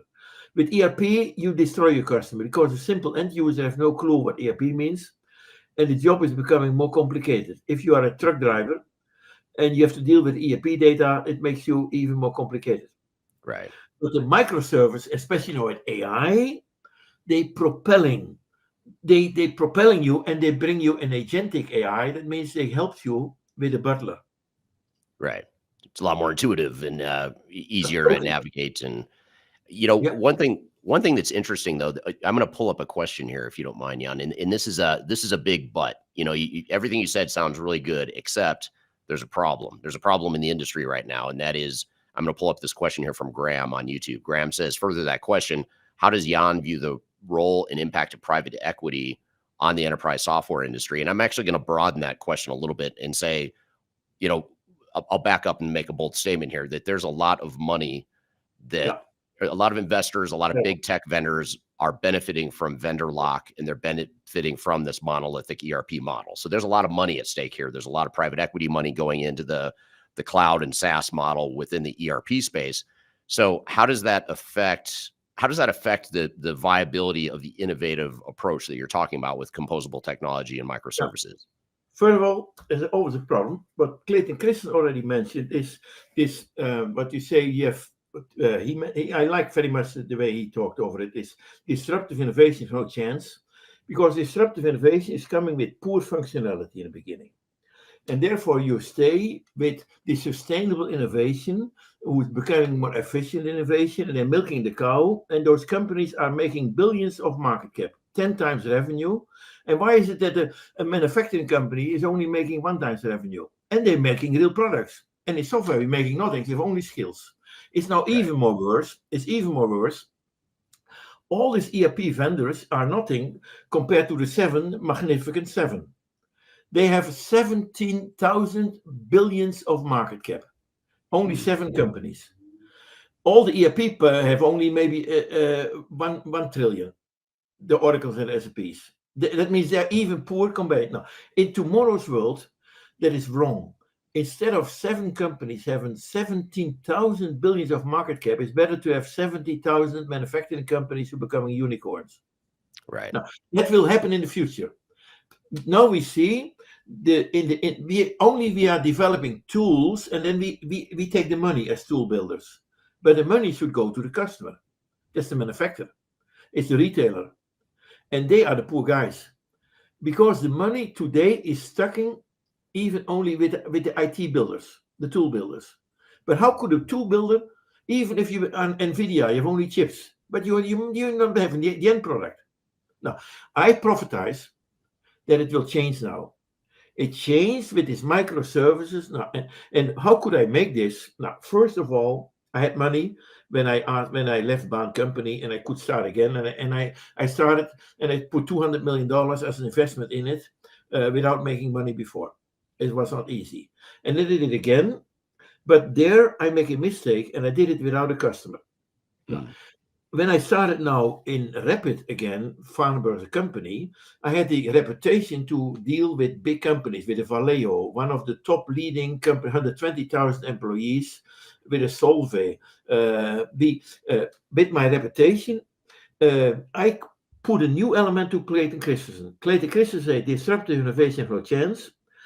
I did it now with customer intimacy. I took the customer intimacy and go from a top side. I take new technology and build then the missing elements on top of ERP. And therefore I could do this one. And I could finance also this one with the projects what I did with innovative big companies. Now, and there we learn a lot, and there I contribute to the EBITDA. Now, and let me go now a step further. We should focus on customer intimacy. And every customer should have a different model. Every car is different. Why should we have a generic stuff? Now, in a car, there are generic elements, they are more hidden. But in the configuration of software, on the end, everything should be customized. Everything. But in reality, maybe only 20% if you manufacturing it smart. It's maybe only 20%, but it's 20% is good for 90% of the profit. Right. And then we will have more competition. Now we have no competition. And then we do the most stupid stuff. We do AI by SAP and by Salesforce. And then Salesforce own your AI. Now AI should never be owned. It's the most dangerous element, never be owned by a vendor. That's AI, and what we do, we build AI with no vendor lock-in, and the AI belongs to the customer. Now, I have the benefit a little that I learned the generic part, but the customer owns the specific part. And now the AI is no longer produced to IT people. The business people, because it's consumerized, the microservices, the non-coding are so simple, the business people can do it for 100%. And in this late binding element, the later you do AI, the simpler it is and the more effective it is. Now, that means you asked me one question before when you sent me, but let me answer that question. What means IT will disappear in the future? The CIO will report to the COO and no longer becoming their direct. And what we see, IT should never be centralized. IT should become a component of the decentralized businesses. And that's what we do now. Because this microservice allows you that the business themselves build it. My customers are not going to big consultant firms. They build their software themselves. There's no need for the Capgeminis with 100,000 people, etc., and doing with this whole stuff. Right. Let me be straightforward therein. And Capgemini and Accenture, etc., they're milking the cow and they're struggling. You see, they're struggling tremendous to go with this reputation. They have in India hundreds of thousands of people, but the master is here and the slave is in India. And they are not involved with the latest technology elements. And it is big monsters of ERP, they make that, but that will change tremendous. Right. Yeah, they're still stuck on this model of upgrading to cloud, big cloud, complicated ERP systems, which is, here's a really good question I want to get to. This is another question from Graham on YouTube. Graham says, another question, given the looming HANA deadline for SAP customers, what advice would Jan give to customers considering a composable ERP alternative? And this is true for not just SAP customers, but any of these big ERP, the big ERP vendors that have you locked in, that are trying to get you to lock in for another 10 to 20 years, which is exactly what the RISE program is for SAP, by the way. RISE is intended to lock you in long term. So how do you, is this a good opportunity? A very good question. Thank you. And what you see now, first of all, is already wrong. Suppose you bought a car and you come into the garage and say, listen, you have to buy this new Jaguar or this anywhere big car in a year. Otherwise, I do no longer the services. Now, that is stupid. How could a vendor say, listen, I'm no longer serviced, and you have a perpetual license forever. Right. You have your license, and you give it up, and you will be milked totally. Because realize, if you come in the cloud, you can theoretically you can stop every day, but the implementation costs are so complicated. You can even maybe once a life you can even step out, and it means every time now they are in the driver's seat, the vendors, to increase every time your cost. That means perpetual is cheaper than on cloud. Now, okay, you should go new technology, but brings new technology a lot. Now, I should say, if you do it, take the minimum part, do half the users, because what you can do, if you take microservice, if you have 20,000 users ERP, you can do it with 10,000 users, maybe it's 500 users. Now, therefore, the more you bring to it, the more you have, all your downstream users should never be linked. Now, therefore, I should say, take your legacy system, continue, or replace it, do it only vanilla, nothing more, and absolutely do it best of breed. Why should you not use Workday for your financials of another one, but why not a local one? PeopleSoft for CRM. PLM is ever by, you never should do it, you should do it in CAD/CAM. the CAD/CAM players are much stronger in PLM than the ERP players. And PLM is becoming maybe more advanced with CAD/CAM than ERP, if you look to it. Now, if you do that, then you decouple it. You are becoming more in the driver's seat. You are all locked in, but you are only locked in vanilla. Do not one statement bespoke, because then you cannot go to the new version. If it is vanilla, you can go in 1 minute to a new version. And it should become evergreen. But it's never evergreen. You stay for years. Now, there is no future for this traditional system, but we have to go for the next 10 years with it. Right. No. Right. And we should do it smart, and we should stay together, guys. We know, and we have many good friends, and even if we look, but we even Australia, we see many good friends. You did, my regrets. Also, if you look what we all doing, bring nice people together, and we should do it independent and make each other strong, because everything is now locked in this element. Yeah. Hey, Tom, I see Tom Pierce there in. Okay, what witnesses are there? Nice to meet you, Tom. Now, we see all these people who have this knowledge, and it's good. They were also on your show there last year, but maybe on your next in August, your show, Eric, could be good. It could be an element to maybe unite some things around this element. I should say we should make each other strong. Yeah, absolutely. And Jan's referring to our Digital Stratosphere conference that we're hosting in Denver. It'll also be streamed virtually to people that want to join remotely. And Jan, you're going to be one of the keynote speakers there. So we're excited to have you again this year. Your presentation last year was amazing, and I look forward to hearing it again. I'm here with Jan Bond talking about Composable ERP and how it might fit into your digital strategy. I've got a lot more to cover with Jan, but first we're going to take a quick break. We'll be back with more Transformation Ground Control. I'll give you anything to feel it coming. Do you wake up on your own? I'm excited to announce the release of our 2025 Digital Transformation Report. It's available now on the Third Stage Consulting website, www.thirdstage-consulting.com. This report gives you an unbiased, technology-agnostic insight to help you optimize your organization's projects for success. Get your copy today using the QR code in front of me or on our website. Are you looking for ways to promote your product or service to enterprise technology decision makers and influencers throughout the world, like the ones who listen to this podcast? Major Tom Productions creates media, events, and influencer marketing for B2B technology providers. Our productions are exciting, educational, disruptive, and effective. Most importantly, they create results. Our content is unlike any other in this industry, engaging, influential, and trusted by technology buyers and influencers throughout the world. Each month, our productions reach hundreds of thousands of targeted buyers and decision makers who trust and engage with our honest and tech-agnostic content.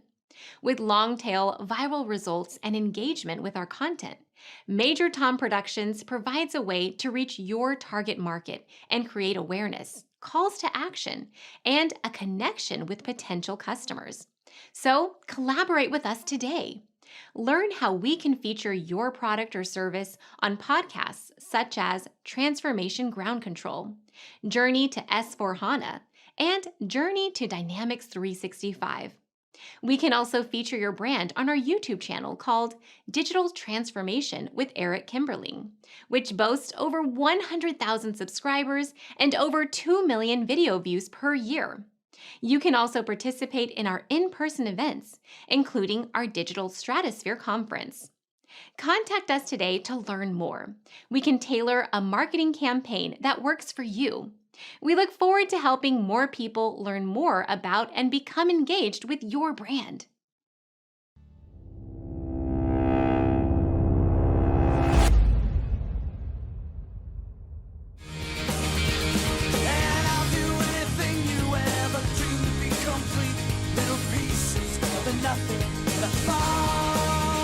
Hello, welcome back to Transformation Ground Control, episode number 225.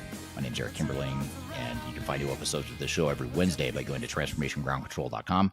I'm here with Jan Bond talking about Composable ERP and how to determine whether or not it's the right fit for your organization. You know, one thing I want to ask you, though, is you talk about the smaller players, and there's another question I'm going to get to here from the audience about smaller players. What role does, and this is a very self-serving question, I'll admit. I'm going to ask you this question because it helps me. It benefits Third Stage, and I think it helps you too. But how are independent consultants like Third Stage Consulting and others, what role can they play in helping enable and facilitate this movement? Realize there is nothing was independent. That means there is so much market cap and everything is paid by the market cap. And there's only one element. The choice was already SAP or Oracle before. And then everything is in a choice because you make the most money there. And the same partners are together and united together in the same firm. And it's the most dangerous part, what we have seen. And we are misled. We are totally misled in this element. You need help. But not only in the element, it's no longer a purchase part. It should be continuously, and you need the independent consultant to optimize your EBITDA, and it's not only to check it because you go to small components, and there is not so much on the front end to support, but more continuously support. And that is what we should see. At least the independent consultant can warn you and help you already in the beginning, but it should be forever. Because it's continuously improvement. Right. And I should say, always start small. If you go to these elements, it's too early to take everything in microservices. Because then you need a big department, and you should set some things like this, what you see, these companies, what do they do? This in native stuff, who build it like the Amazons, who building stuff for themselves, etc. Now, ERP is, for a while, too complicated to do everything, but at the other end, it's good enough. It's an administrative system. This mastering and scheduling and everything is still like we did 40 years ago. Now, decouple it. ERP never could have a good warehouse management solution because then the retail people downstream have another element. It's not have a good shop floor solution because it's too complicated if you look to it. Decouple that.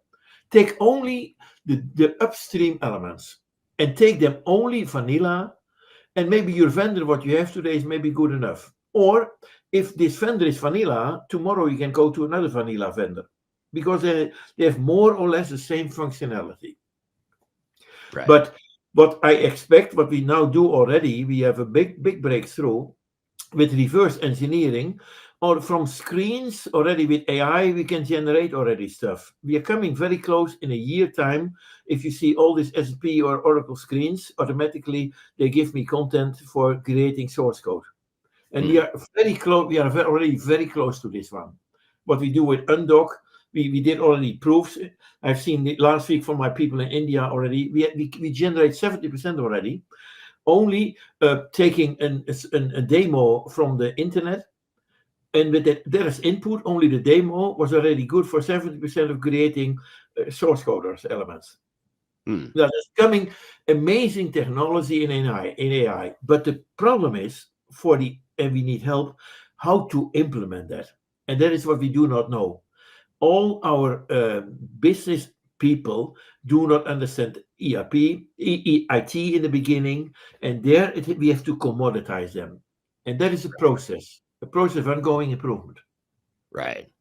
Now, what do you think which customer profiles do you think are best suited for early adopters of this composable architecture? At least the manufacturing companies, because because the retail companies are already further and they are already in, and they have already more AI. The manufacturing companies are extremely interesting. Take only your bill of material stuff and take that, and that means decouple it. Take your Infor is maybe my old bound product, still even one of the best on this moment. They had a bound shell and they were native already on the internet, if you look to it. Now, they were already with the same source code on the internet. Now, those companies are already good enough, but could be also an SAP what you have, take it, but reduce it. If you have now 2,000 users, don't make a contract for 2,000 users, bring it back to 500 users. Right.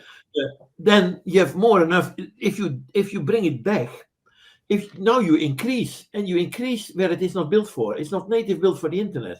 It's not big data. It's not containerized. That means it's so old-fashioned. Yeah. Therefore, no, but old-fashioned is not bad for the car. That means if it's under the hood, Who cares? Right. But don't do it on your dashboard. Right. And what we see now, more the dashboard take it over. And AI is there. Therefore, be careful. Don't change too early, and never be afraid if they don't deliver you. Okay, you should not pay the maintenance. I did with Embraer, a big this builder of these airplanes. We rebuilt with BPM already 20 years ago, and they stopped the maintenance of SAP. Because if we don't need, it's not, if we change nothing, why should we pay maintenance? Because we have perpetual license, we have our perpetual license lifelong. And realize if you give up your perpetual license, you give a lot up. Right. Right. Most people are not aware of it, but your perpetual license are lifelong. You have the right to work lifelong with the product you bought. Right. And that's if nothing changed, no, why should you pay maintenance?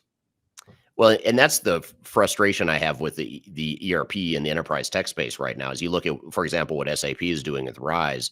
You know, they're telling customers that you have until 2027. Now they're kind enough to extend it to 2030.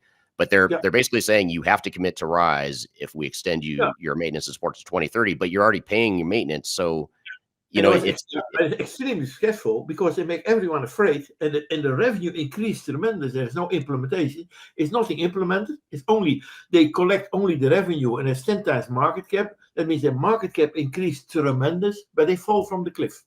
Mm-hmm. Clayton Christensen if you go to the what we see these innovative design, what Clayton Christensen mentioned, to a certain point, like DEC, these companies they fall from the cliff.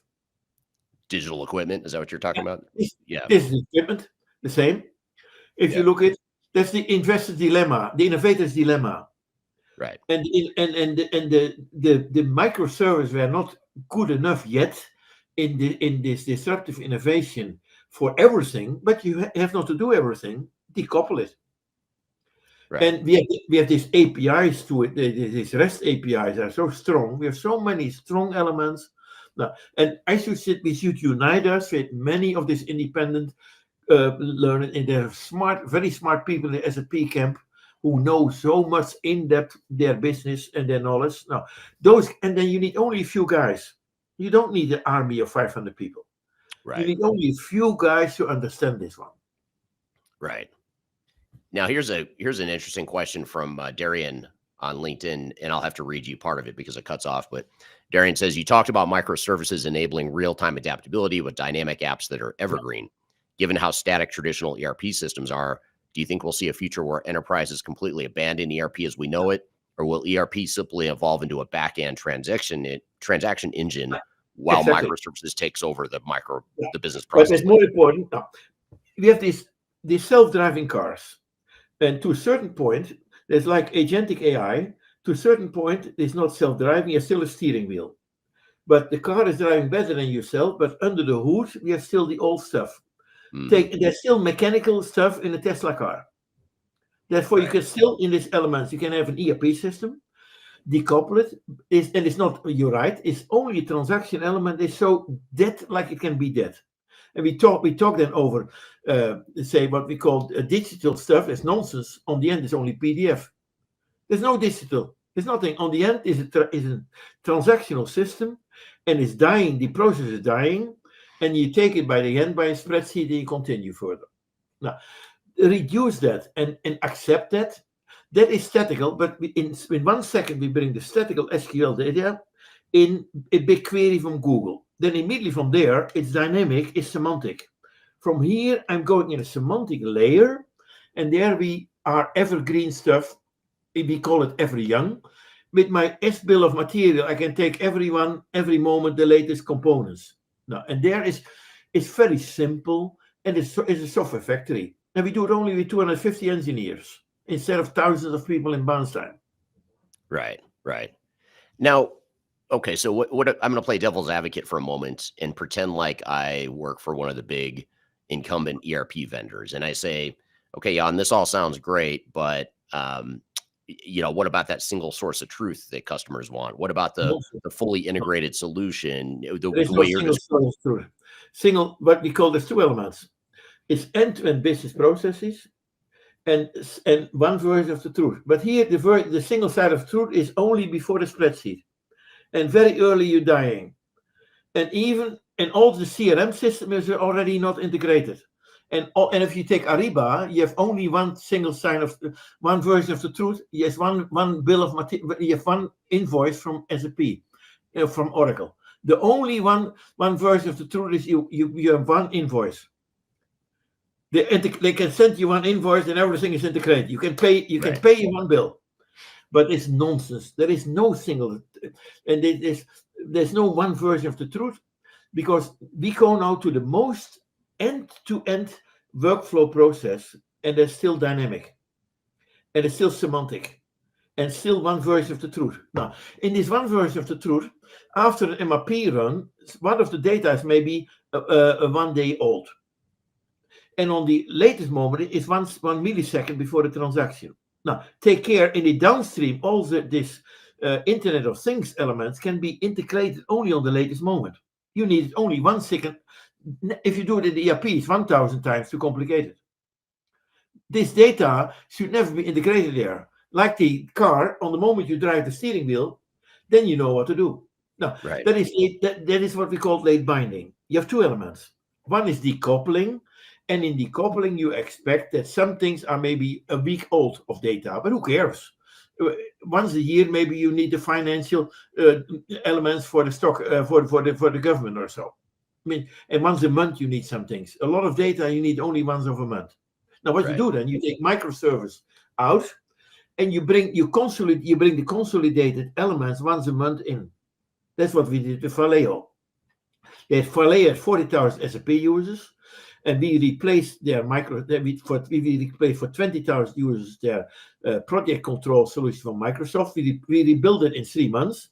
We replaced it, and we built in PeopleSoft. There were some things. We did it also with microservices, and we bring then the data back in the ERP system. Because we realize in ERP, you have the broken process, but what you do in Microsoft is not broken. You take it out, but you're not out forever. No, you're out and you bring it in. You bring the result back. That's the matter of fact. Most people do not understand this. If you most people say, hey, I leave the system. No, you're not leaving it.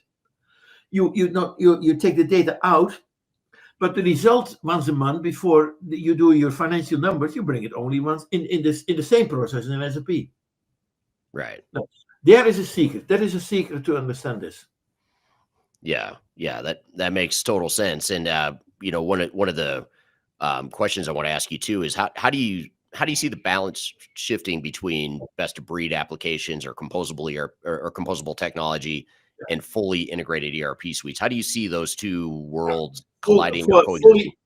Fully ERP is not element enterprise resource problems. And what means that what is ERP is too big? It never became enterprise. Even I dealt with Philips, these guys, they had even 60 instances of SAP. Now, what means then there is even in Boeing, we had 40,000 people on one instance. That was unique in the world. But in Vallejo, many people have 50 instances. Now, what is then best of breed? What is all this nonsense? It's all nonsense. You are misleaded. And why is it? You have dear customer, can I buy for you? No, you have to buy. That means you are afraid. We are so afraid. Now, and on average, the CIOs do not understand the business knowledge. And that's a core element. Aligning IT and business is a crucial part. And this containerized stuff can become in the camp of the business. Right.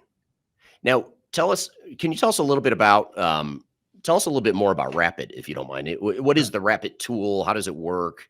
What are some of the use cases about work? Yeah, we started. I started with a lot. I had a third of the shares in WebEx, and with WebEx we came to the conclusion with the two WebEx owners. We built a BPM solution, and in BPM we had end-to-end processes.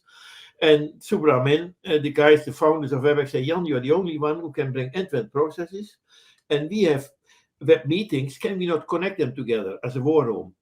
And then you build microservice on it. We did it already 15 years ago, and we call it the Process Factory. Now, that is what I took in Rapid over. I rebuilt it again, and Chorus became part of open text, and they were not so much involved what we did in this part. And I took it for the third time over. I rebuilt everything in microservices. And this is composable apps. That is what we're having. And what we did in Chorus, we built everything therein. But in Baan, we had already a generator. We generated the Baan shell, and I learned that. Now, what we learn now, if you have Mendix out systems, you have a runtime version and you're locked in. And we should not do this. We should generate. Now, what we did, we built a generator to generate Java code from business. And in most times, we can generate 80% already in an afternoon direct. And we can do it direct with the business owners. And then we generate it in plain Java. And we do it no longer in PaaS, that is in platform as a service, the infancy of the internet. I throw everything away at my knowledge, and I start again and adopted Google. Now, I cannot do 90% more. All those DevOps are all related in this, what we call this rapid stuff. It means in this factory, these guys are in half a day, they do more than in 20 days before. And most is generated, but the last mile can be built in Java. And the Java developers don't like low code, because then you are locked in. And on the end, you need still, and Java is one of the most best knowledge for the internet using this one, etc. You generate everything, and from Java you can go to Python. You can combine immediately this stuff to do it. You generate Java, you do the Python stuff yourself, and there are very simple languages. But we increase the productivity of a Java programmer at least by 4 times. And that means we make the Java programmer more productive. And the Java program, and we have then no code, the 2 elements. We have rapid 2 elements. One is rapid developer, is generating Java code. And one is the composer element. There is no code. And there you do it in only on the workflow elements, and are totally united together. And you do it there on the workflow element only for business, for a citizen. Right. And there you bring the most of your AI, is the best place to bring it there. Because it's simple. You have not to ask the IT guy, help me a little to do some things. Here, it's like you did in the past with a spreadsheet. If you could handle your spreadsheet, it's good enough to work with this no code. Right. Now, how does this differ from some of the I'll pick on Odoo for a moment. Odoo is an ERP system, but it's somewhat composable, modular. How is that different? It's not composable. If you pick it's built in a modern tool set, but it's more built still in the infancy of the internet. It's still a transactional system. Right. But much more simpler. It's good enough, maybe, and much more simple. If you look to the functionality, and then with microservice together, they like it, not to say, but it could be a very good combination, Odoo and microservices. Because then Odoo could be a good replacement of SAP or Oracle. Because in many, it's good enough. You have the source code, costs you nothing. Only 400K or so a month or so per user. It's simple. It means and it's still used everywhere. I like the way they do it with my neighbors from Belgium. We speak the same language a little. But it's coming from Europe. Sometimes we bring good stuff there in. That is more new, but it's not the dynamic part of the microservices.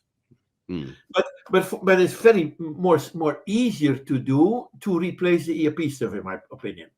Right. Maybe we should combine. Maybe with my neighbor, the combination could be a good one. Yeah, Odoo with Rapid, is that what you mean?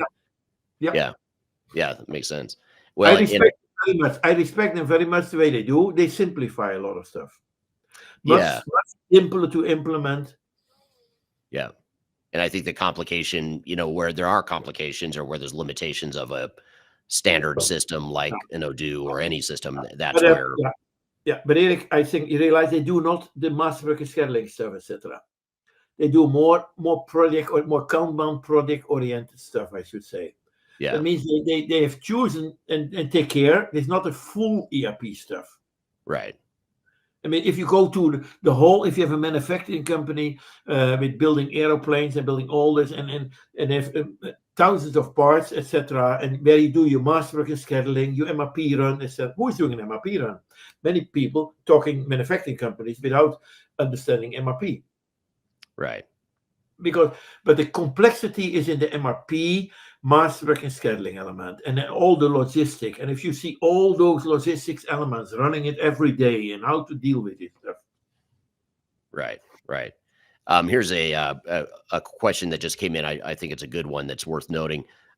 This is from Vast CNC on YouTube. Vast CNC says, I'm late to the party, but very interested in this approach. Where can we find more about Rapid? I will send you my email. That means Erik will also, if you go Jan Baan, and if you go to my LinkedIn stuff, and even I can give a lecture to you if you like it, because I have to be retired. My 3 sons are running it. I have not so much to say. Only once a year on behalf of the family, we are the only shareholders. But I have time. There also, I support Erik a little to do this stuff, and I can lecture you a little to do this. It's very easy, and there's a lot of I'm writing now my new book, but if you go to our webpage, there's a lot of information what you can see in Rapid. Yeah, and just be sure you're Googling not Rapid, R-A-P-I-D, but Rapid, so R-A-P-P-I-T. Like the app is in a rapid way, app is IT. And my grandson is even running it here in also the UX part by us, but he came with a name. We call it a good name. First it was Vanenburg. But Rapid, where you do it in a rapid way, as an app, as an IT, an application. Yep. So go to RAPPIT. That's how you spell it, and you'll find it the website as well. Here's an interesting question from Jason on LinkedIn. What's become the greatest risks of adopting a composable ERP versus traditional ERP? In other words, what are those trade-offs that we should be aware of? Take care a little. If you take a best of breed, then you should understand a little the architectural elements. But always you should understand the architectural elements, because you are more complicated if you say you delegate all the architectural elements in a monolithic system. But it's worthwhile to understand your architectural elements, or take a good service that could be an independent also vendor who can help you a little. And it's not complicated, but to understand that. And then the scalability is much better. And take the infrastructure as a service element. Could be Amazon, could be Microsoft, but I prefer Google, because Google is very strong on the data elements and all the DevOps, etc. And it is so easy. You need no longer 5 architects. The architects are productized in the microservices. You need only one person, and the core element in the future, the most, is the data analyst who understand it, and they should report directly, in my opinion, to the CEO. And the architectural data analytics elements linking to AI is becoming the future. It's becoming the most important one, in my opinion. Right. So what about just as a way to sort of bring this all full circle and complete the conversation here? What advice would you give to companies that are considering a move towards composable ERP, and where should they start, especially if they're a company that's used to or accustomed to being locked in by a big ERP vendor, or they just have a mindset of a big monolithic ERP? How can they start making a step towards exploring composable ERP? The best is, there's many people, best is try to find some people understand SAP, Infor, etc. Understand a good integrated guy, an individual, independent guy who's maybe working in SAP world, etc. so far, but they are isolated. The SAP brings no money to them, but they understand. You need a guy who understands the ERP world, and they can help you. A little older guy could help you, and with a young kid understanding his microservices, you can do a lot. And it's not complicated. It's very simple. I understand this stuff. I'm not. It's not rocket science. Right. It's simple, and you inside you should understand it, because now you're locked in. That gives you a freedom, and you immediately will increase tremendous your EBITDA. There's no investment involved if you do it well, because do it not in a big bang way. You do it is no risk. You do it step by step. First you take what it is, and then you every time sunset a little. Don't go to big implementation elements. There's no reason for it. Do it step by step, reduce it, and then if you take something new, take care that you only take vanilla. Everything you should do more is so dangerous, because then with vanilla you are limited, locked in. Right. And then you share the whole generic one, who is proven by thousands of customers. and you destroy it with you do customization. You have no attention. You do it yourself. You mislead it, and you do it with wrong technology. You with the technology from the last century. Right. And you should do it here. You should do it with the most newest technology. If you do it in BAPI type of technology, that's stupid what you can do. Because you take for your customization where the human is involved. You go customization is done for the downstream, for the workflow, and not for the upstream. And you destroy it because you bring it in the upstream and you're more locked in. And AI is the same. Never do AI in the ERP part. Right. There's no reason for it. The later, the better. And by the way, Eric, I will let time. If missing time, now we can do it another time. We can do a second part of this version. But anyway, up to you. Yeah, I think we should do a deeper dive into this at some point. But and you're always a fascinating person to speak with, and I have so many questions, and I know the audience does too. So many questions I didn't get to in the interest of time. But one thing I do have to ask before we go is, and it just occurred to me as we were talking here today. I didn't plan to ask you this, but what do you think from a change management perspective? When you think about big monolithic ERP systems, part of the problem and part of the risk is that you're forcing your organization into sort of a shock to have to adapt to however the software works. Whereas microservices, it seems like, would be a little bit more enabled.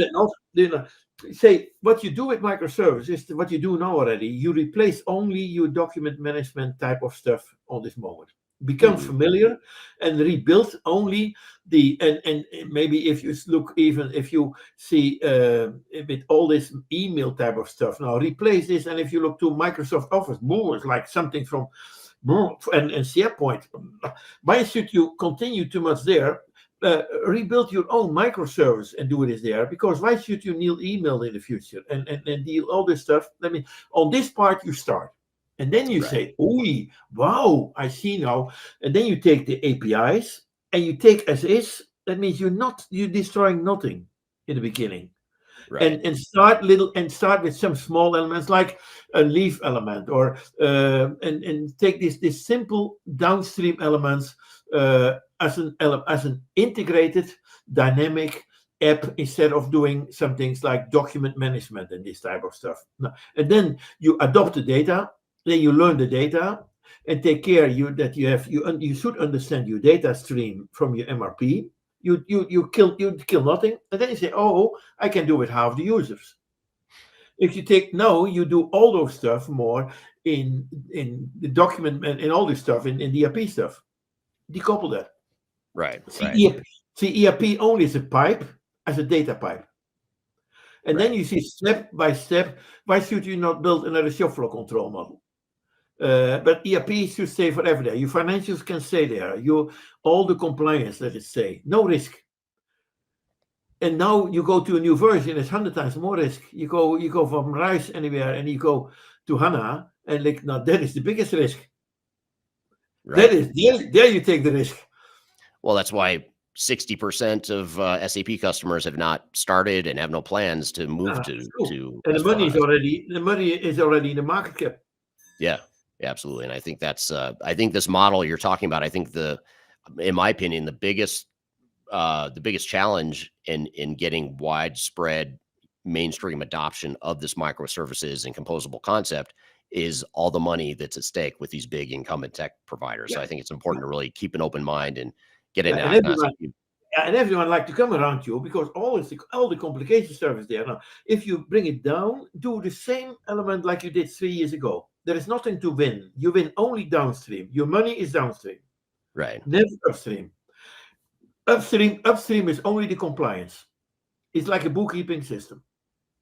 Now, take care. Now, your inventory is there. But why not taking your new stuff on top of your inventory, make some new stuff, like a little warehouse management. And it's not rocket science. You do it in the afternoon. And start. But crucial part is, the big value is if you can have these two pipes, these data streams. If you can have this transactional data element from an SQL database, if you can pick it up in BigQuery with AI, boy, now there is the money. The money is not in the downstream. And downstream, and even why should you pay the maintenance? But okay, maybe you are afraid, but there's a lot to win even. Yeah, you have even don't give up your perpetual license. Right. You give you gold is out, and then no, they milk you more. Yeah, absolutely. And realize, and if you go to a new system, at least you should expect that you do it with half of the users, or maybe 20% of the users. Right. And then it's good enough. Then you take the core element, can go for another 5 or 10 years. Maybe you say, okay, the way I do my inventory and the way I do my purchase stuff. But then you go say, why not procure to pay? You take it immediately out. The most attractive element, procure to pay and order to cash, are dynamic elements with consumers outside. Never should do an ERP. And it's extremely simple process. In Rapid, we do it very, very easy. We built very simple procure to pay type of elements. There you have a lot of money already if you bring it in. All this, we undock, we take all the documents in a dynamic way. Every document automatically for 90% immediately become a dynamic document. You take it already out, and then see like a procure to pay, order to cash.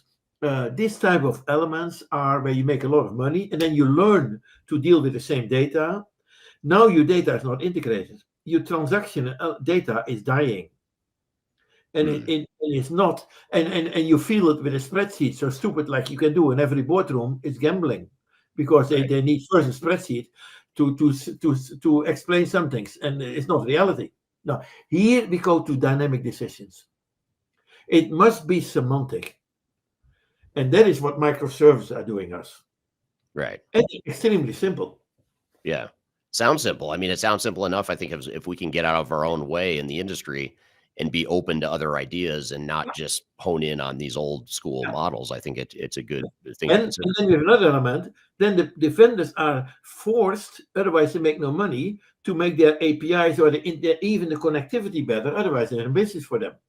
Yeah. We should force them. Now, I can take everything out. We are professionals to bring it out. But at the other end, they should even have to make it more open. But now they close everything. Even in the healthcare, it's more a dramatic element. If you look to these terrible healthcare systems, because all the compliance are still even therein. They misused everything, and therefore they make too much money from the legacy, old-fashioned stuff. Right. Yeah. Yeah. You mentioned yesterday a little. Now, I'm born in ERP. I built ERP, but I'm a little bit you said yesterday, I heard from you, you hate ERP. Now, I hate ERP and I like it. It's more or less the same. Now, ERP, it's nice to understand it, but do it then step by step in the new way. Yes. Yeah, I think, the video I published the other day was I hate ERP systems, but I think it's a more appropriate title would be I hate what ERP systems have become. Because I think they're becoming a more of a problem and a nuisance in the industry in some cases. Well, I appreciate your time here today, Jan. And one thing I do want to share with the audience here is if you're interested in more digital transformation trends and just things to be aware of as you're defining your digital strategy, check out this QR code right here. This is our annual digital transformation report. If you scan this QR code, you can read that for free on our website. You can learn more about some of the trends in the industry. You can read independent reviews and rankings of different technologies in the space, as well as implementation best practices to be successful in your digital transformation. And I have an initiative for you. And it could be, suppose that some people are interested. No, I can you can arrange it very simple to do maybe a lecture with 20 people or some things, or could be different. And for me, it can be free of choice. That means I made my money already. That means I have something to do. Otherwise, my wife is punishing me when I'm stay to us. She's the boss at home, staying to us there. But that is in an easy way. We all learn from it. Who knows? And there's so much to win, and if you can arrange some things, Eric, you have all the facilities for that to do this stuff. It's a great idea. If you're willing to do it, I'd love to do that. Maybe a follow-up, sort of a mastermind with a smaller group of people. We could sort of dive into it a little bit more detail. It's a great idea. I love it. All right. Great conversation with Jan Baan. Hope you enjoyed it as much as I enjoyed facilitating it.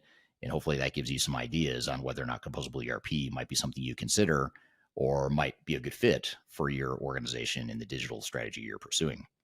Still a lot more to cover in this episode. We're going to take a quick break. We still have to get into our evaluation and comparison of SAP S/4HANA versus Oracle Fusion ERP versus Microsoft Dynamics 365. We are going to get into the top 10 AI-enabled enterprise technologies.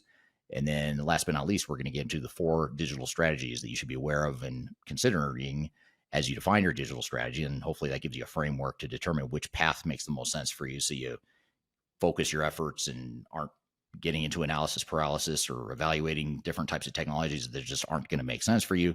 So it's really a way for you to have that sort of high level roadmap of where you want to start. So we've got a lot more to cover. We're going to get into all that here when we come back from a quick break. We'll be right back with more Transformation Ground Control.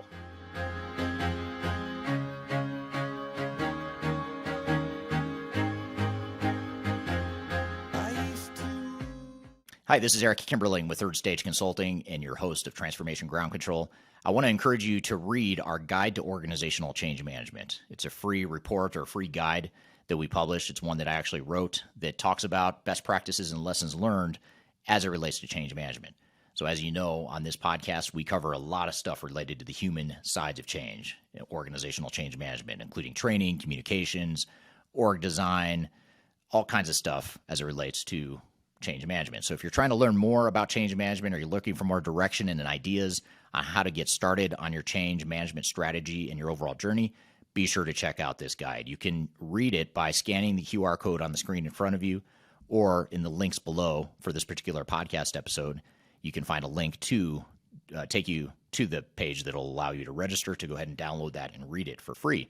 So be sure to check it out. It's the Guide to Organizational Change Management, written by yours truly. I hope you enjoy it. Let me know what you think, and hope you enjoy the rest of this episode. People oftentimes ask me how I built such a strong social media following on YouTube and LinkedIn and Facebook and other outlets. And the fact of the matter is it took me a long time to build a following through a lot of trial and error, making a lot of mistakes. Had I known that there were companies out there that could help me build my brand, I would have done that a long time ago. I didn't know that, but the good news is that there is today a consulting firm that will help you through building your own personal brand through some of their training programs. The company is called Roloff Consulting, and if you're familiar with Emma Roloff, she's someone that I've had on this podcast before, and she's well known in the digital transformation space as well as the sales space, and she's big on TikTok, YouTube, and LinkedIn. And she and her husband have started a training course and a training company that focuses on helping people build their personal brands and helping them to sell themselves digitally. So whether you're a salesperson that's trying to reach more customers, or you're an individual that's just trying to build your personal brand, that's something that they help with through their training programs. And they've offered listeners of this podcast a free 5-day LinkedIn challenge.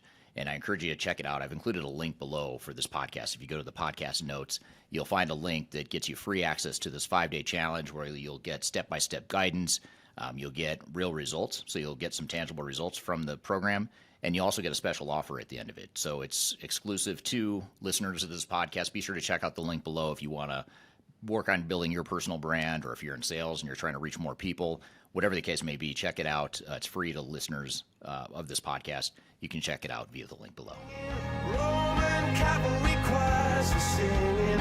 Viva, mirror, my sword and shield. My missionaries in a foreign field. Hello, welcome back to Transformation Ground Control, episode number 225. My name is Eric Kimberling with Third Stage Consulting. We're an independent and tech-agnostic consulting provider that helps clients throughout the world reach their third stage of digital transformation success. We help with digital strategy, software selection, implementation planning, as well as the implementation themselves. So one of the key things to think about as you're defining your digital strategy or roadmap is which type of ERP system might you consider. We talked about Composable ERP earlier, and how Composable ERP options are becoming increasingly popular, increasingly common, and increasingly viable for organizations that might want to move away from a big monolithic ERP system. Having said that, though, a lot of organizations out there still want one of the big monolithic ERP providers. There's still a place for them. There's still a role for them, and there will be for quite some time. And one of the big questions organizations have oftentimes is which ERP system is going to be the best for us, particularly if we're a larger organization. And one of the, three of the most common ERP systems that companies tend to evaluate are SAP S/4HANA, Oracle Fusion ERP, and Microsoft Dynamics 365. So with all that in mind, I created a YouTube video not too long ago where I compare objectively and from a tech agnostic perspective, how these three systems compare to one another, what the strengths and weaknesses are. Really is a way to give you a sense of what system might be the best for your organization if you are in fact considering one of the big ERP systems. So with that all being said, let's roll the clip here of the comparison, the independent comparison of SAP versus Oracle versus Microsoft. First thing to look at when considering these three systems and when comparing them to one another is to understand the maturity of the products. And what I mean by maturity is the technical and functional maturity. One thing to keep in mind with all three of these systems is that they simply aren't as mature as their legacy on-premise counterparts. So for example, those that are used to or are familiar with SAP ECC or Microsoft Dynamics AX or Oracle EBS will find that these newer versions of the cloud solutions that these three vendors are providing are simply not as mature in terms of functional and technical capabilities. So in other words, there's a lot of functionality that was available in the on-premise systems, but they're not yet available in the cloud flagship products that are being offered today. So that's the first thing to look at is when you're evaluating the systems, look at the maturity, not just does a system have a certain functionality and a certain capability, but how deep is that capability? How robust is it? How flexible is it? And I'm actually going to come back to this point here in a second. But in general, you want to take a look at the maturity of the systems and understand where the strengths and weaknesses are. And for what it's worth, as a generalization, when we look at these three systems and compare the maturity of the three systems, just as a generalization, we find that Oracle Cloud is generally more mature and more developed and more robust than SAP S/4HANA and Microsoft D365. Now, obviously, this depends on what your specific requirements and needs are, but when we look across all of our clients and the evaluations we've done, we find that Oracle just has more capability and is further along in their journeys. And part of this could be because Oracle created Oracle Fusion about a decade ago, well before SAP was working on S/4HANA or before Microsoft released D365. So they've simply had more time and more R&D to put into their cloud solution. So you do want to look at your specific requirements and your specific needs and look at the maturity of the product against those needs. But in general, we find that Oracle has a leg up over the other two systems in that regard.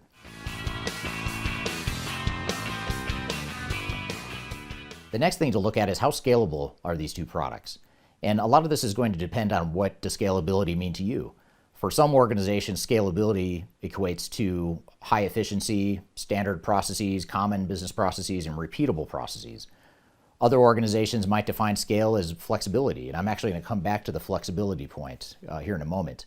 But if your definition of scalability is the ability to have common business processes and to drive a common operating model, then SAP S/4HANA actually has more of a leg up compared to the other two systems. Oracle and Microsoft Dynamics both are a bit more flexible and can do more things, I guess I would say, in terms of the ability to change the software and the systems.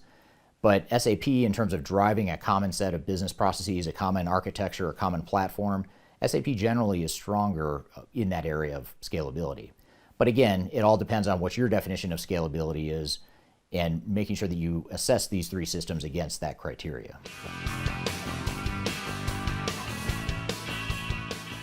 Now, the next thing you want to look at is the flexibility of the technology.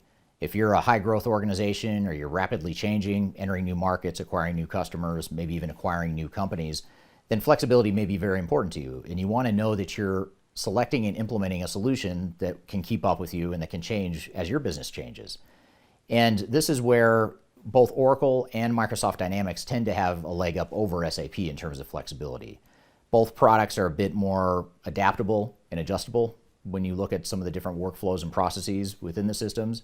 So I'd say one of those two systems are probably going to give you an advantage if you're looking for or valuing flexibility. S/4HANA does have some flexibility. It's definitely more flexible than R3 was, or in some cases even ECC. But in general, when compared to Oracle and Microsoft, we find that those two solutions are more flexible.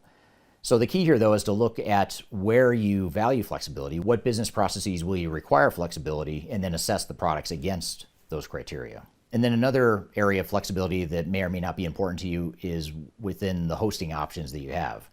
So for example, SAP provides multiple hosting options you can deploy in the cloud, and so they give you options, whereas Oracle and Microsoft are both pushing very aggressively to force people into the cloud, which may or may not be a good thing or a bad thing, depending on what your needs are. So really understanding those areas of flexibility, what your priorities are, and assessing those three systems against those criteria are going to be important.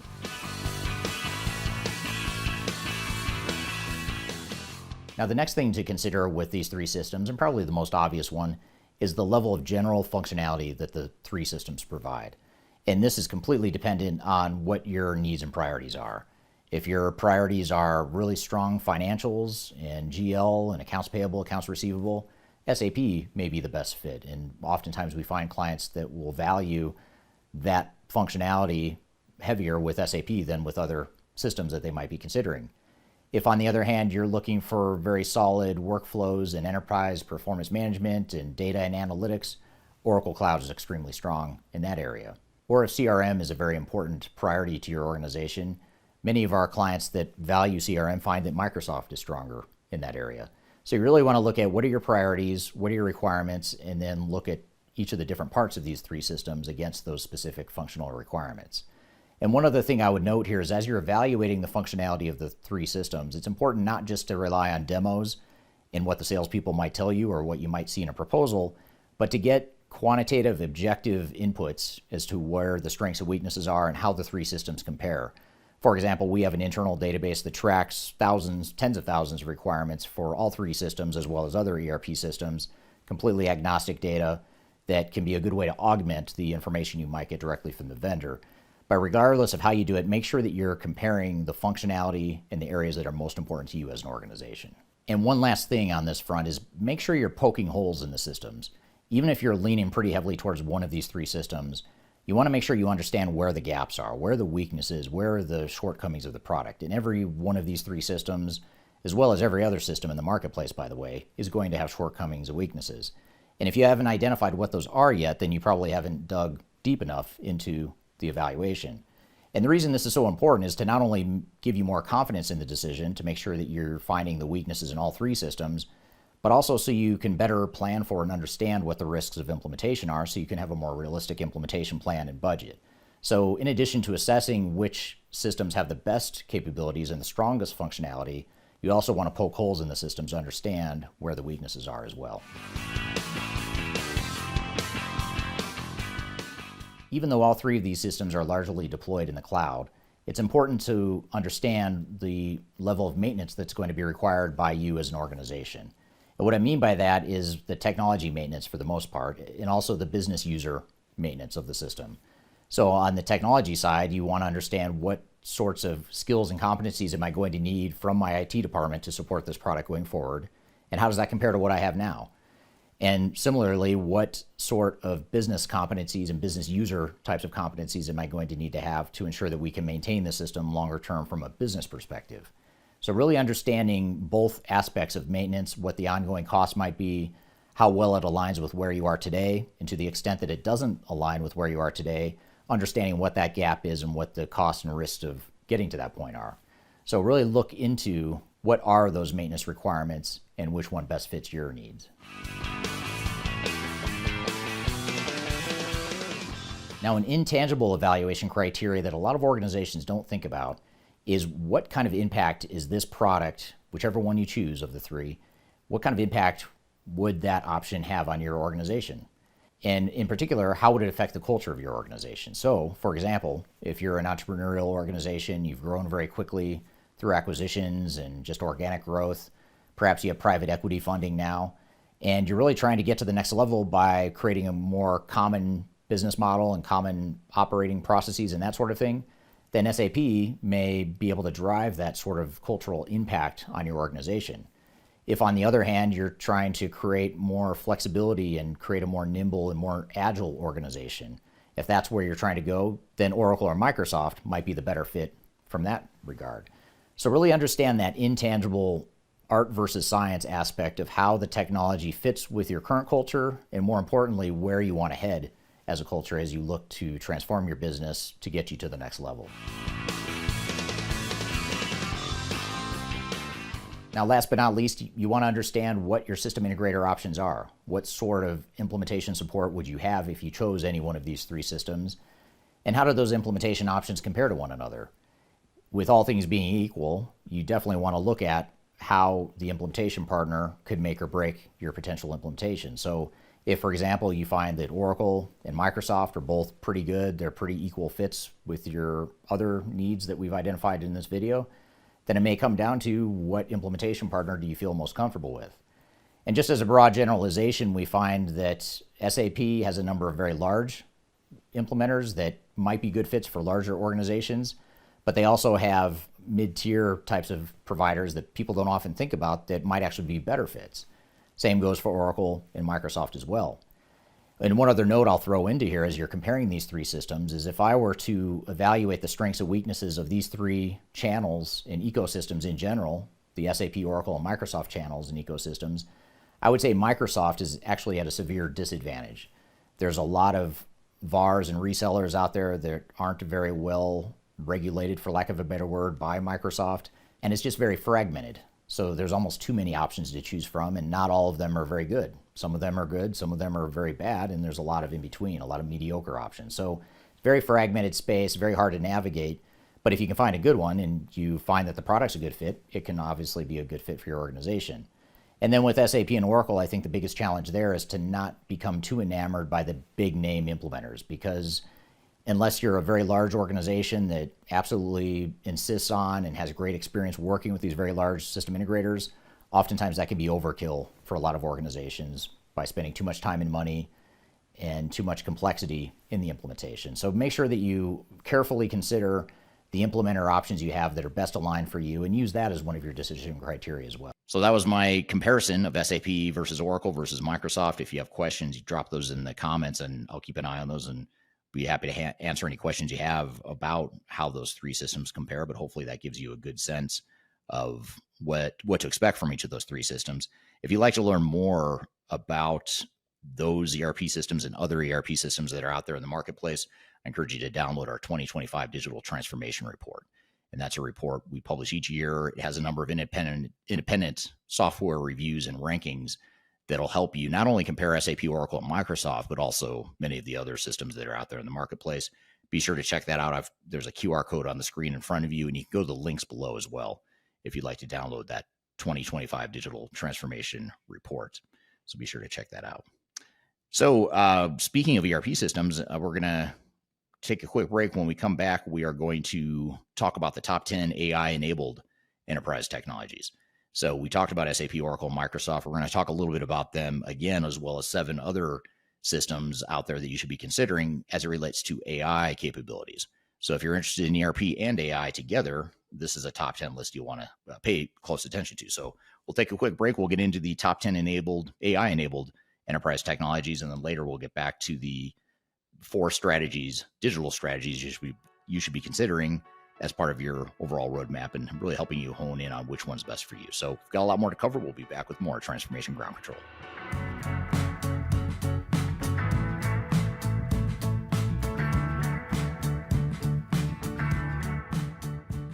If you are involved in any sort of digital transformation or business change initiative, you will want to download the Digital Transformation Report.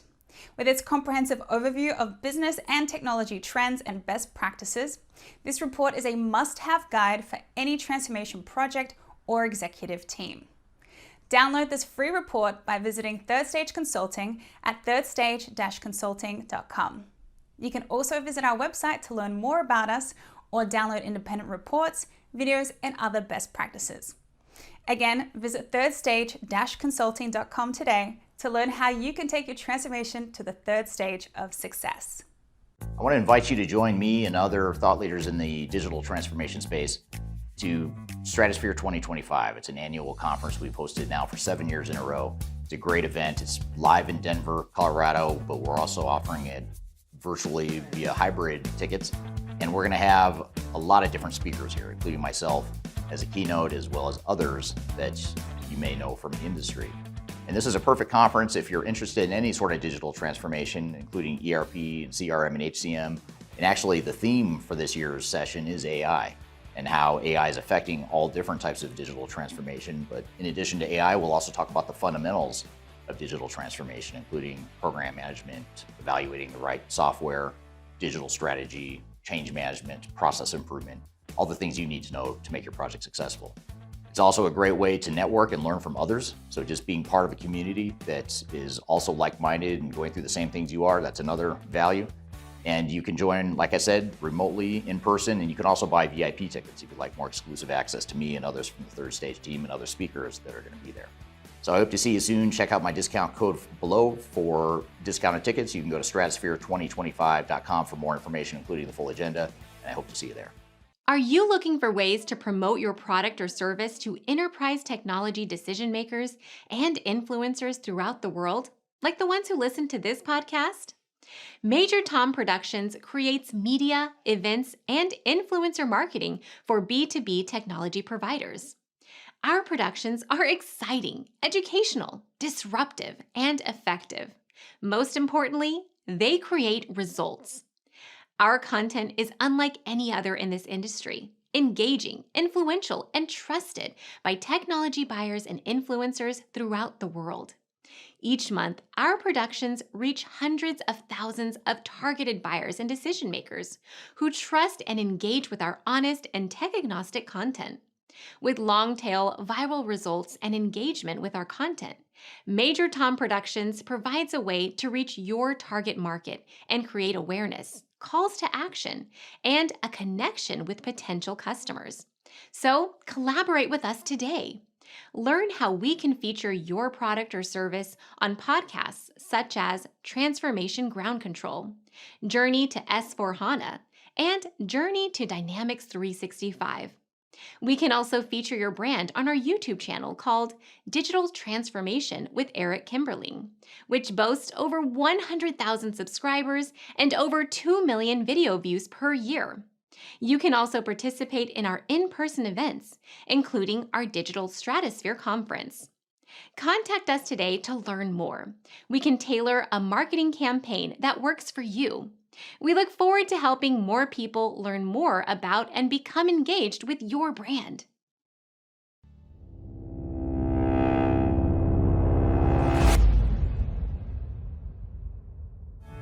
I'm gonna leave it all out there and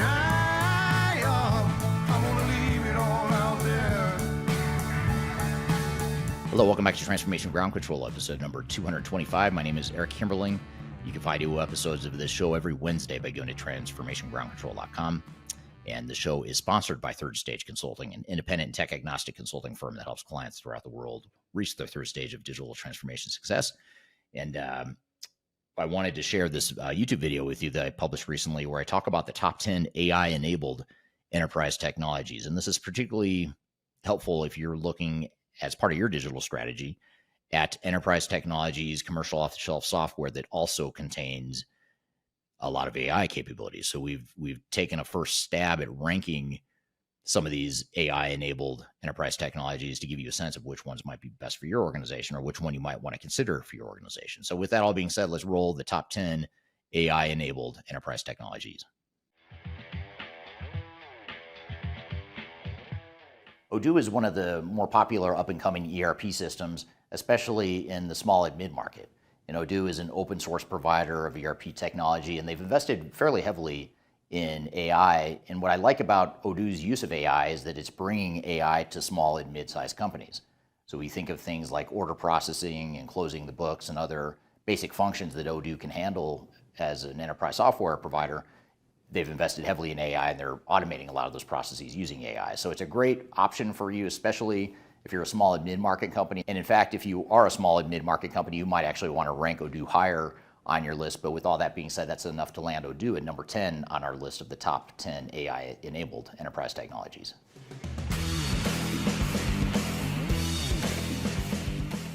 Coming in at number 9 of our top 10 AI-enabled ERP systems is a product called Rapid. And Rapid is actually a low-code software provider that's not really a traditional ERP provider in the way we may have thought about it historically. Instead, what Rapid focuses on is composable ERP. So it's microservices and really breaking down ERP technologies into smaller subsets and providing an integration and AI platform to pull together multiple technologies. So this can be a great option, especially if you are not looking to necessarily rip out your back office ERP systems and you want to preserve some of the legacy systems you have, but you still want to take advantage of some of the AI capabilities of other software providers. Rapid might be a good option for you. Now, a couple other things to note about Rapid. One is the company was founded by Jan Bond, who, if you watch any of my content, you know that he's the founder of Bond Software. So he helped create the ERP software category as we know it today. And with this company, Rapid, I feel as though he's intentionally trying to destroy the monolithic ERP software industry that he helped pioneer, which I find very interesting. Rapid is one that's a relatively new challenger in the ERP in enterprise tech space, but I think in years to come, you'll see Rapid move up our top 10 list of AI-enabled technologies. But in the meantime, with that being said, that's enough to land Rapid at number 9 on our list.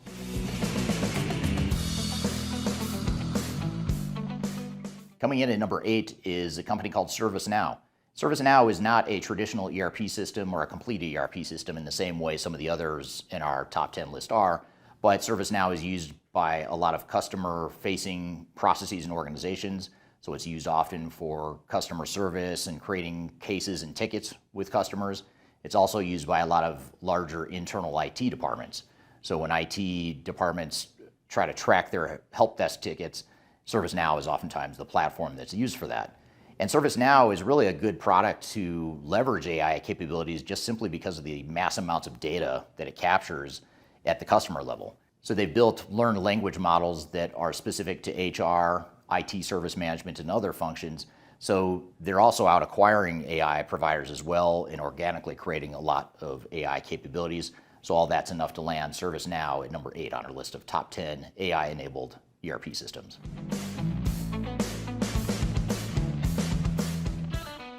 Coming in at number 7 on our list of the top 10 AI-enabled enterprise technologies is Oracle NetSuite. And Oracle NetSuite is actually one of the top contenders in the small and mid-market, much like Odoo that we talked about earlier in this video. But one thing I like about NetSuite and its AI capabilities is not just the fact that they're developing these AI capabilities that can help with financial closes, customer order processing, supply chain, cash flow forecasting, and other functions, is the fact that NetSuite is a native cloud and SaaS solution, which really lends itself well to the use of AI and the adoption of AI. A lot of these legacy systems that are in our top 10 list weren't built for the cloud. So in some cases, these companies have not yet migrated their full set of capabilities over to the cloud, but NetSuite has always been in the cloud. So they have the maturity of a product that can really support and be supported by AI capabilities. So with all that being said, Oracle NetSuite lands at number 7 in our list of top 10 AI-enabled ERP systems.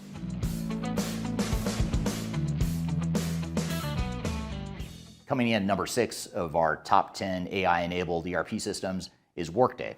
And Workday is not a complete ERP system on its own. It handles a lot within the world of human capital management, financials, and some basic inventory management, but not the full suite of ERP capabilities that a lot of ERP vendors provide. But Workday is investing very heavily in AI capabilities within those areas that it competes. So for example, when it comes to talent acquisition, Workday has embedded AI and created some predictive talent acquisition capabilities, which is very interesting, and even bringing AI to the HR function, which isn't something you always think about as a common use case for AI, but it is something that Workday is focused on. Workday has also invested in AI capabilities on the financial side of things when it comes to financial forecasting and planning, the financial close process, et cetera. They've really invested heavily in some AI capabilities there as well. So Workday could be a great option for those of you that might be focusing on technology that's going to enable a process and finance-driven type of organization or focus within your digital transformation. So all that is enough to land Workday at number 6 in our top 10 list of AI-enabled enterprise technologies.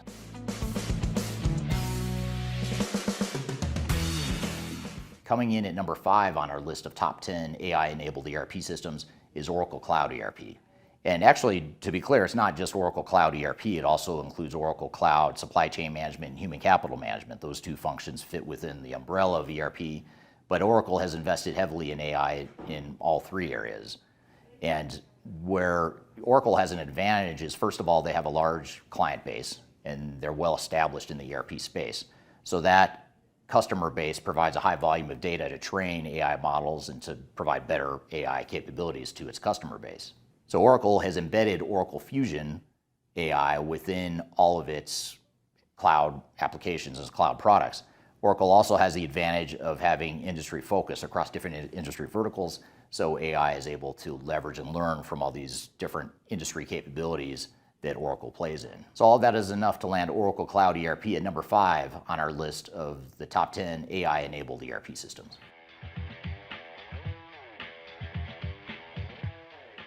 Coming in at number 4 on our list of AI-enabled ERP systems is Microsoft Dynamics 365, more specifically, Microsoft D365 with Copilot.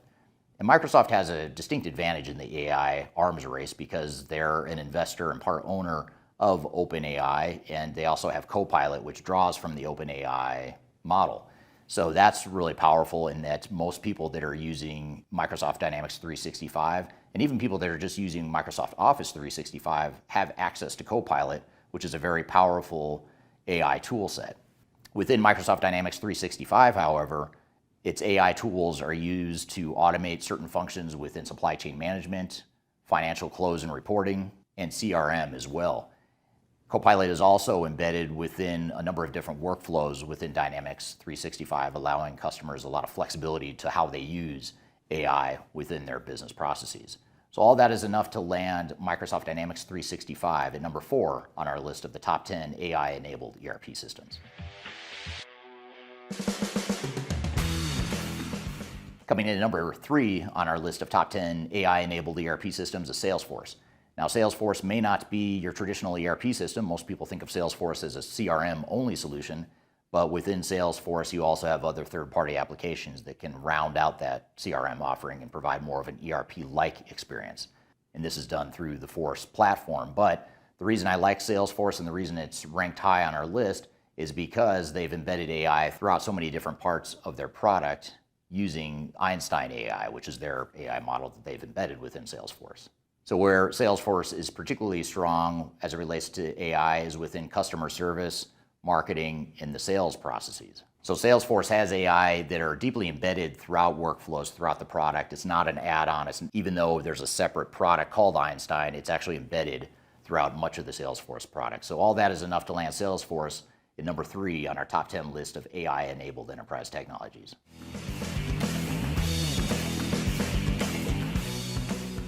Coming in at number 2 on our list of top 10 AI-enabled ERP systems is SAP S/4HANA. And not too long ago, S/4HANA rolled out its AI companion called Joule. And the unique thing about Joule is not only is it embedded in the various processes and workflow across supply chain management, manufacturing, and financials and other areas of strength within S/4HANA, but it's also a conversational AI tool, which is very powerful for the average end user who may not want to learn all the different transactions and menus that SAP is accustomed for. SAP is such a big, massive system, it's oftentimes easy to get lost in the details of where to find certain information or how to complete certain transactions. So Joule is a great way for the average person to be able to converse with SAP rather than looking for information within SAP. So Joule is a very powerful tool in that regard.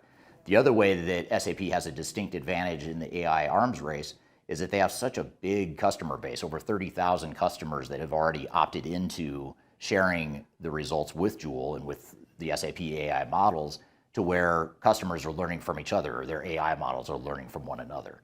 So that gives SAP a distinct advantage when you think about some of these big, massive companies that are starting to deploy S/4HANA along with AI. So all of that is enough to land SAP at number 2 on our list of top 10 AI-enabled ERP systems. Coming in at number 1 of our top 10 AI-enabled enterprise technologies is a product that is not an ERP system at all. It's a product called Palantir. And Palantir is a product that takes other systems and ties them together and creates customized workflows, AI, reporting, and other things that allow you to get the benefit of new technology without necessarily having to rip out and replace all of your legacy systems.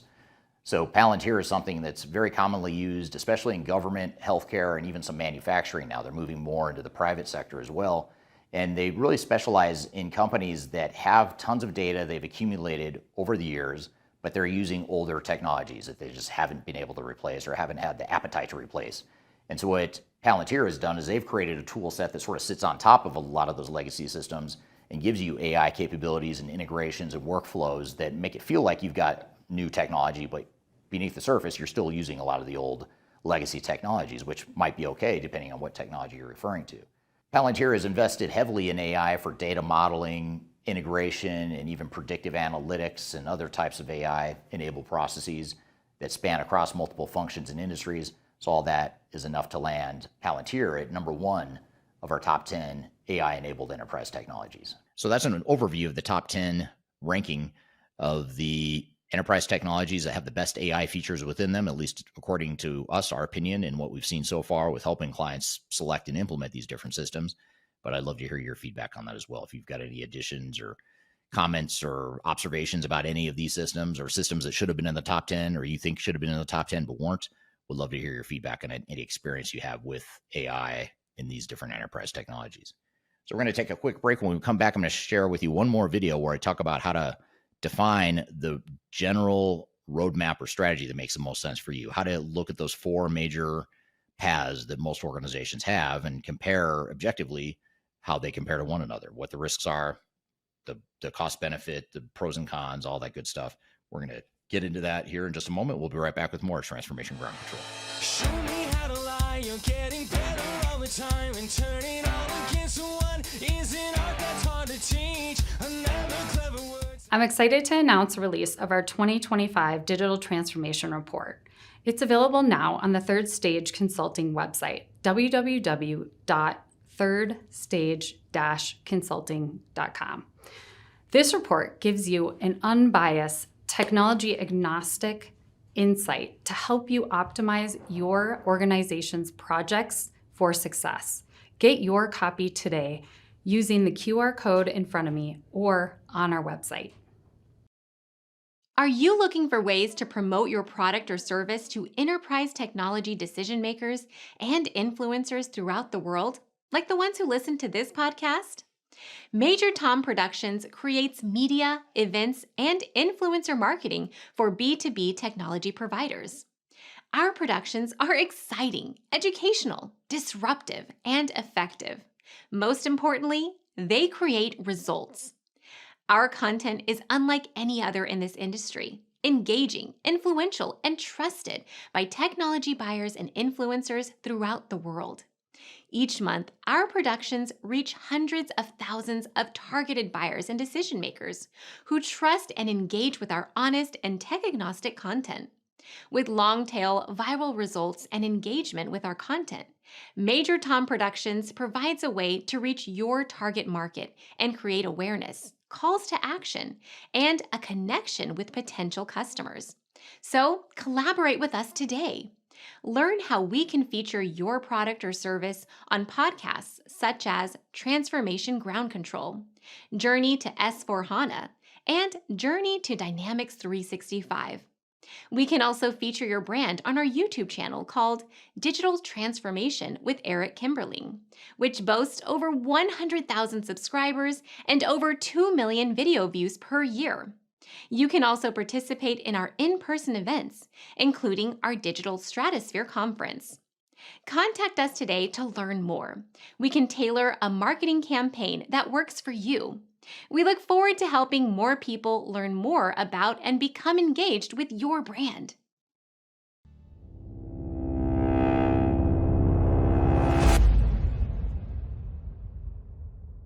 With 1,000 eyes and a good disguise, hit 'em right between the eyes, hit 'em right between the eyes, when you walk away. Hello, welcome back to Transformation Ground Control, episode number 225. My name is Eric Kimberling. You can find new episodes of this show every Wednesday by going to transformationgroundcontrol.com. The show is sponsored by Third Stage Consulting, and the show is produced by Major Tom Productions. You can find contact information for both Third Stage and Major Tom Productions below, including my contact information if you'd like to chat with me about your project or even just informally brainstorm ideas as it relates to defining your digital strategy. Feel free to reach out to me. I've included my email address below. So this last clip we want to share with you is an overview of 4 different digital strategies you have to choose from. Most organizations are going to pursue one of these 4 strategies, sometimes more, or a combination of more than one. But at the very least, you want to understand what that combination might be, which path makes the most sense for you, and look objectively at the pros and cons and the risks of each of these paths. And no one is going to be perfect. And no matter which path you choose, you're making some trade-offs. You're mitigating some risk, but you're escalating risk in other areas. So we really want to have that objective conversation here about that. And that's why we've made this video. So let's roll the clip and we'll come back and chat about it. There's so many different options in the marketplace today that are just proliferating over time that it can be overwhelming to determine what path should we go down, what types of solutions should we be considering. And it's just important to decide which ones you don't want to consider and don't make sense for you as it is to define the ones that do. And so what I want to do today is talk about 4 major options you have when defining a new digital strategy. And those 4 major options are single ERP systems, best of breed technologies, custom development options, and defining a software platform for your organization. And they're not mutually exclusive. You might do a combination of more than one, but I want to share with you the pros and cons of each of those four major options here today. Before we dive too far into today's content, I want to share a little bit of information about Third Stage Consulting and who we are. Third Stage Consulting Group is an independent, technology agnostic provider of consulting services to help clients through their digital transformations. We help with digital strategy and software selection, as well as implementation planning. And during implementation, we provide services related to program management, organizational change, business process improvement, as well as enterprise architecture. These are just some of the services we provide. We have offices in North America as well as Europe and Asia Pacific. So if you'd like to learn more, I encourage you to check out our resource center, which includes a number of resources that will help you through your digital transformation, and you can access that for free using the QR code here or the links below. You can also reach out to me directly if you'd like to discuss your digital transformation and brainstorm ideas on how to improve where you're headed on your journey. Now let's jump back into today's content.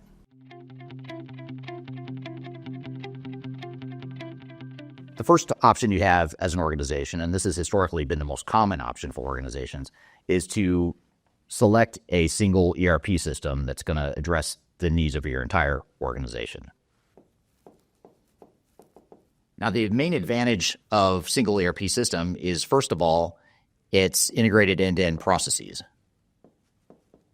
And what this means is you don't need to have different technologies to address different departments or different locations or different workflows within your organization. And that's one of the big reasons why organizations are so enamored by single ERP systems, is they think that one system can house all of their business processes and house all the technology they need for their enterprise technology needs. Somewhat related to that is another advantage, and that is you have one system, and that's a single source of truth. So not only are your processes and your technologies integrated, but now all the information that is housed within your organization is contained in this one system. So now you don't need to worry about going to multiple systems and getting different answers for the same question, or you don't need to go to multiple systems to get an answer or do an analysis that requires multiple data sets. Now, in theory, you should be able to go to one single ERP system that gives you the single source of truth that you need as it relates to your business operations. So these are two of the major advantages, but the disadvantages are just as important to understand as well. The first one is that ERP systems can be very expensive. And you might argue, well, ERP systems aren't any more expensive, or maybe they're even less expensive than some of the other three options we'll talk about. And that may or may not be true. More often than not, ERP systems are a lot more expensive than organizations think. And the reason for that is a couple-fold. One is ERP systems are end-to-end business processes. They're single systems that automate your entire business, and that means that's a lot of software. That's a big investment in not only the software itself, but more importantly, it's a big investment in changing all those processes, all those people, converting all that data that you might have had in place for decades or even longer. The other big expense that comes with ERP systems that is often under-realized and underrated is that the operational disruption caused by putting in a single ERP system is very disruptive. If you think about it, you're ripping out the guts of your organization and you're replacing it with another system. And that means you're putting the entire organization at risk, not just one subset of the organization, but the entire thing. So that expense is a real thing that you really need to make sure you understand. The other consideration is that ERP systems are risky. That's somewhat similar to the point I just made in terms of it being expensive. It's also risky because now you run the risk of having a material operational disruption at the time you're flipping the switch from your old technology or technologies to a single ERP system. And again, the reason for that is because now that you've integrated all of your business processes and your data and your workflows into one system, just one break or one problem in the implementation or in the workflows can have a domino effect and affect your entire operations. We see a lot of organizations that tried to implement ERP systems ineffectively, and they ran into so many problems that they couldn't ship product, they couldn't close the books, they couldn't run payroll. Major operational disruptions like that can be very expensive and very risky, and a lot of organizations simply can't or don't want to take that risk, understandably so. So it's important to understand that there are benefits to ERP systems, but there's also downside risks as well. And now we'll get into the other three options you have as well.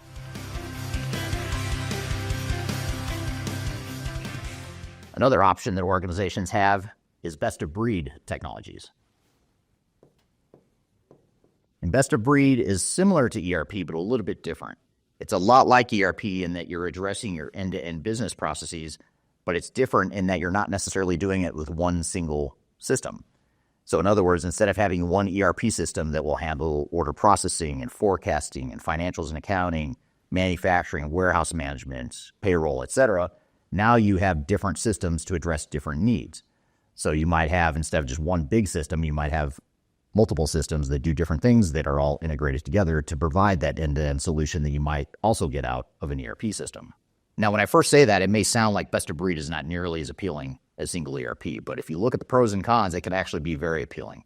The first reason why it's appealing to organizations is because it allows you to find the software that's the best fit for different parts of your organization.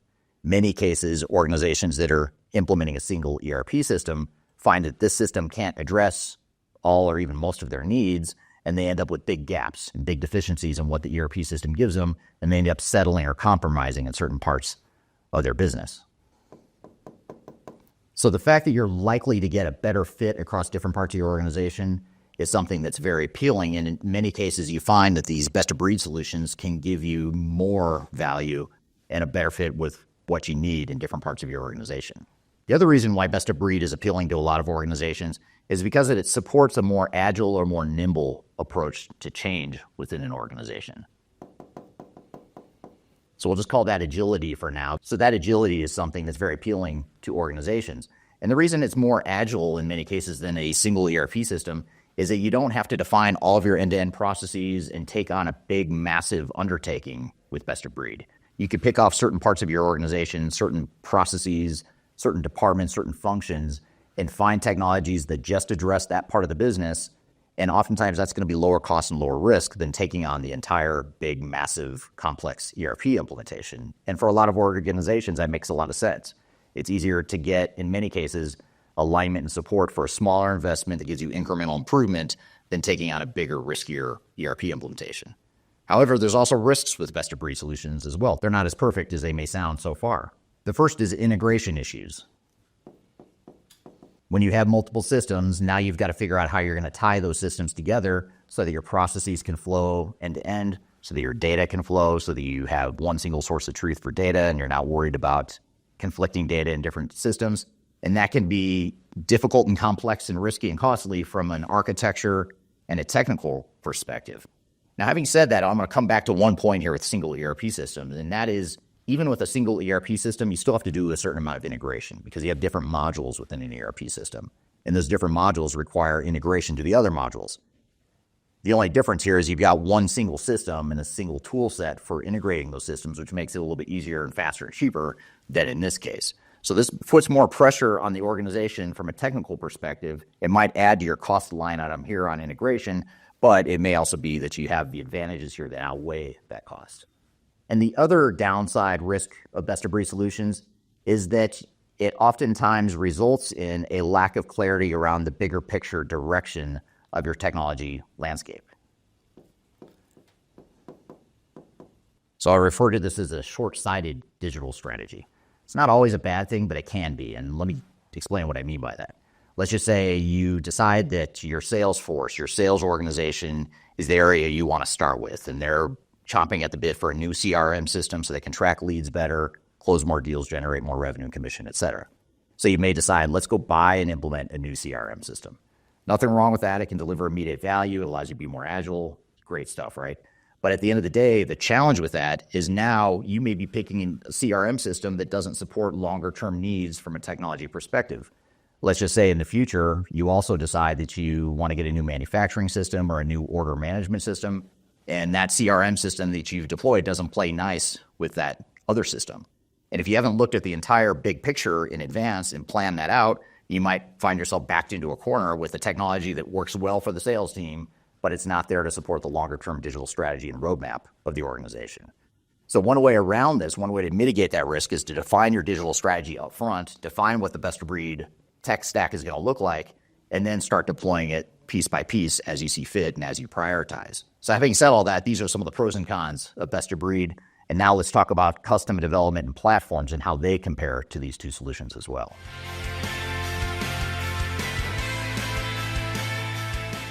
The third option we have to choose from is custom development or custom dev. And this term isn't nearly as cool as it used to be 20 or 30 years ago, but it's still something that's very relevant, something worth considering. And custom development essentially says we're not going to necessarily go buy anything off the shelf or out of the box. We're going to create our own technology. And it may sound crazy on the surface, but there is some advantage to this as well. Let me get to that here. First of all, probably most importantly, custom dev allows you to find the perfect fit. It's the only one of the 4 options where you are going to get exactly what you want if you do it right. These other options we talk about, the other 3, aren't going to give you what you want. You're inevitably going to end up with something that's a bit watered down and not quite what it is you want. And I hesitate to use the word perfect fit, but I think it is relevant here because in theory, you can do whatever you want with that technology. You can develop to do exactly what you want, how you want it, and it's something that can't be replicated by your customer. And that leads to a second benefit, which is it gives you a competitive advantage if you do it right. Now, in theory, these other 3 solutions can also give you a competitive advantage, but not to the same degree that a custom dev solution can. And not only is it giving you a competitive advantage, probably even more importantly, is it's harder to replicate. This makes it a lot harder for a competitor to knock off or rip off your competitive advantage or those things that make you unique and make you better than your competition. If you do find what you're looking for in these other solutions, your competitors can go get that same solution and build that same competency within their organization. So this is the only one of the 3 that gives you a true, sustainable competitive advantage that's very hard to replicate across your competitors. Now, with these advantages, just like the other 3 options, comes some distinct disadvantages as well. First and foremost, this is an expensive solution. They're all expensive solutions, but this is probably the most expensive because you're not getting the benefit of R&D and scale and economies of scale that some of these other solutions provide from all the R&D and innovation that's invested by the software vendors. Here, you're creating the wheel yourself, which may be okay. It may be that you're creating this high barrier to entry that's going to be hard for vendors and your competitors to replicate, and maybe that's okay. But you have to make sure if you do custom dev, it's something that's actually giving you a distinct competitive advantage. Otherwise, why not just go with an off-the-shelf solution? The other disadvantage here is that this option is very hard to maintain. It's probably the hardest to maintain of the 4 options we talk about here. What I mean by this is you don't have the benefit of a software vendor constantly investing in R&D and innovation improvements to the technology. Now it's on you to maintain that. Not only is that expensive, but it's difficult. It's something you have to stay on top of. Chances are you're going to have to invest in a larger, more robust internal IT department, which, again, may be worth it if these advantages play out the way you think they will. So custom dev is something that is worth considering. It's probably the least discussed of the 4 options that we're going to talk about here today, but it is something that's often overlooked and underrated in the digital strategy space.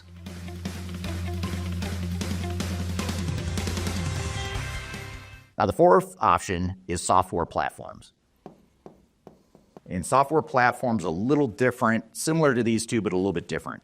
A software platform is more than just an application. It's an actual platform that not only houses one or more applications, but it also gives you a framework to do what I might call semi-custom development.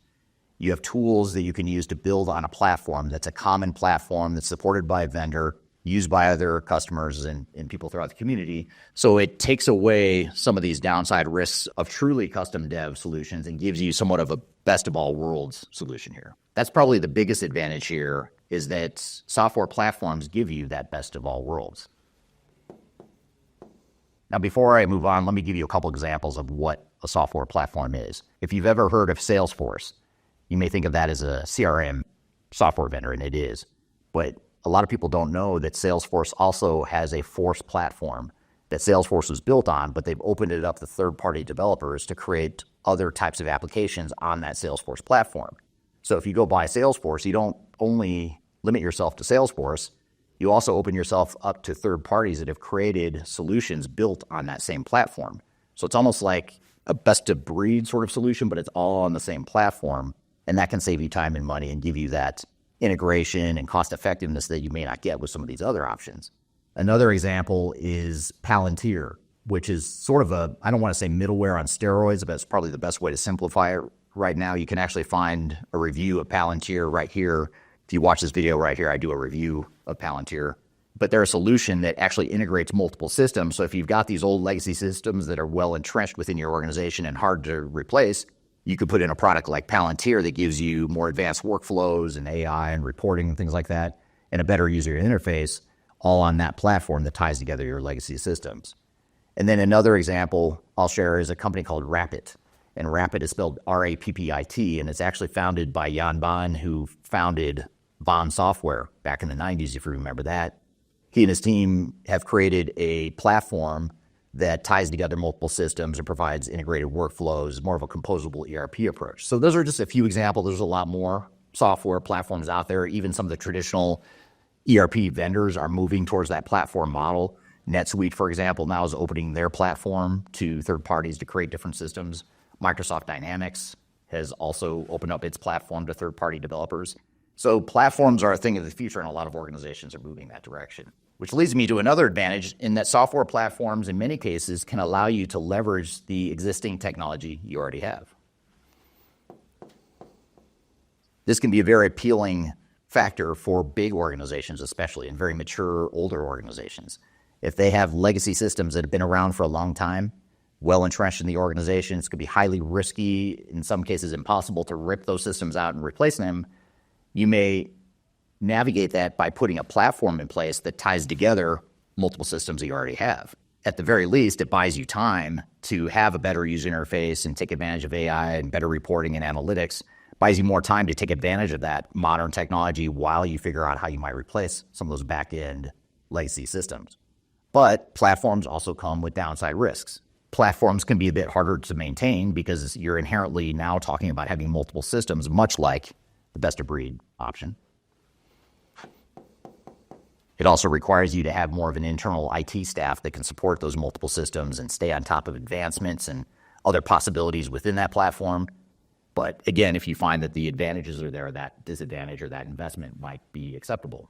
And then much like the best-of-breed option, the software platform option makes it easier to get fragmented between your multiple systems that you're deploying. Just because you have multiple systems or applications on the same platform doesn't necessarily mean that they're all going to integrate magically. You now have to figure out how you can address the fragmentation and pull together the multiple workflows and data sources. So now that we understand what the 4 different options are, let's talk about how to decide which one is best for you.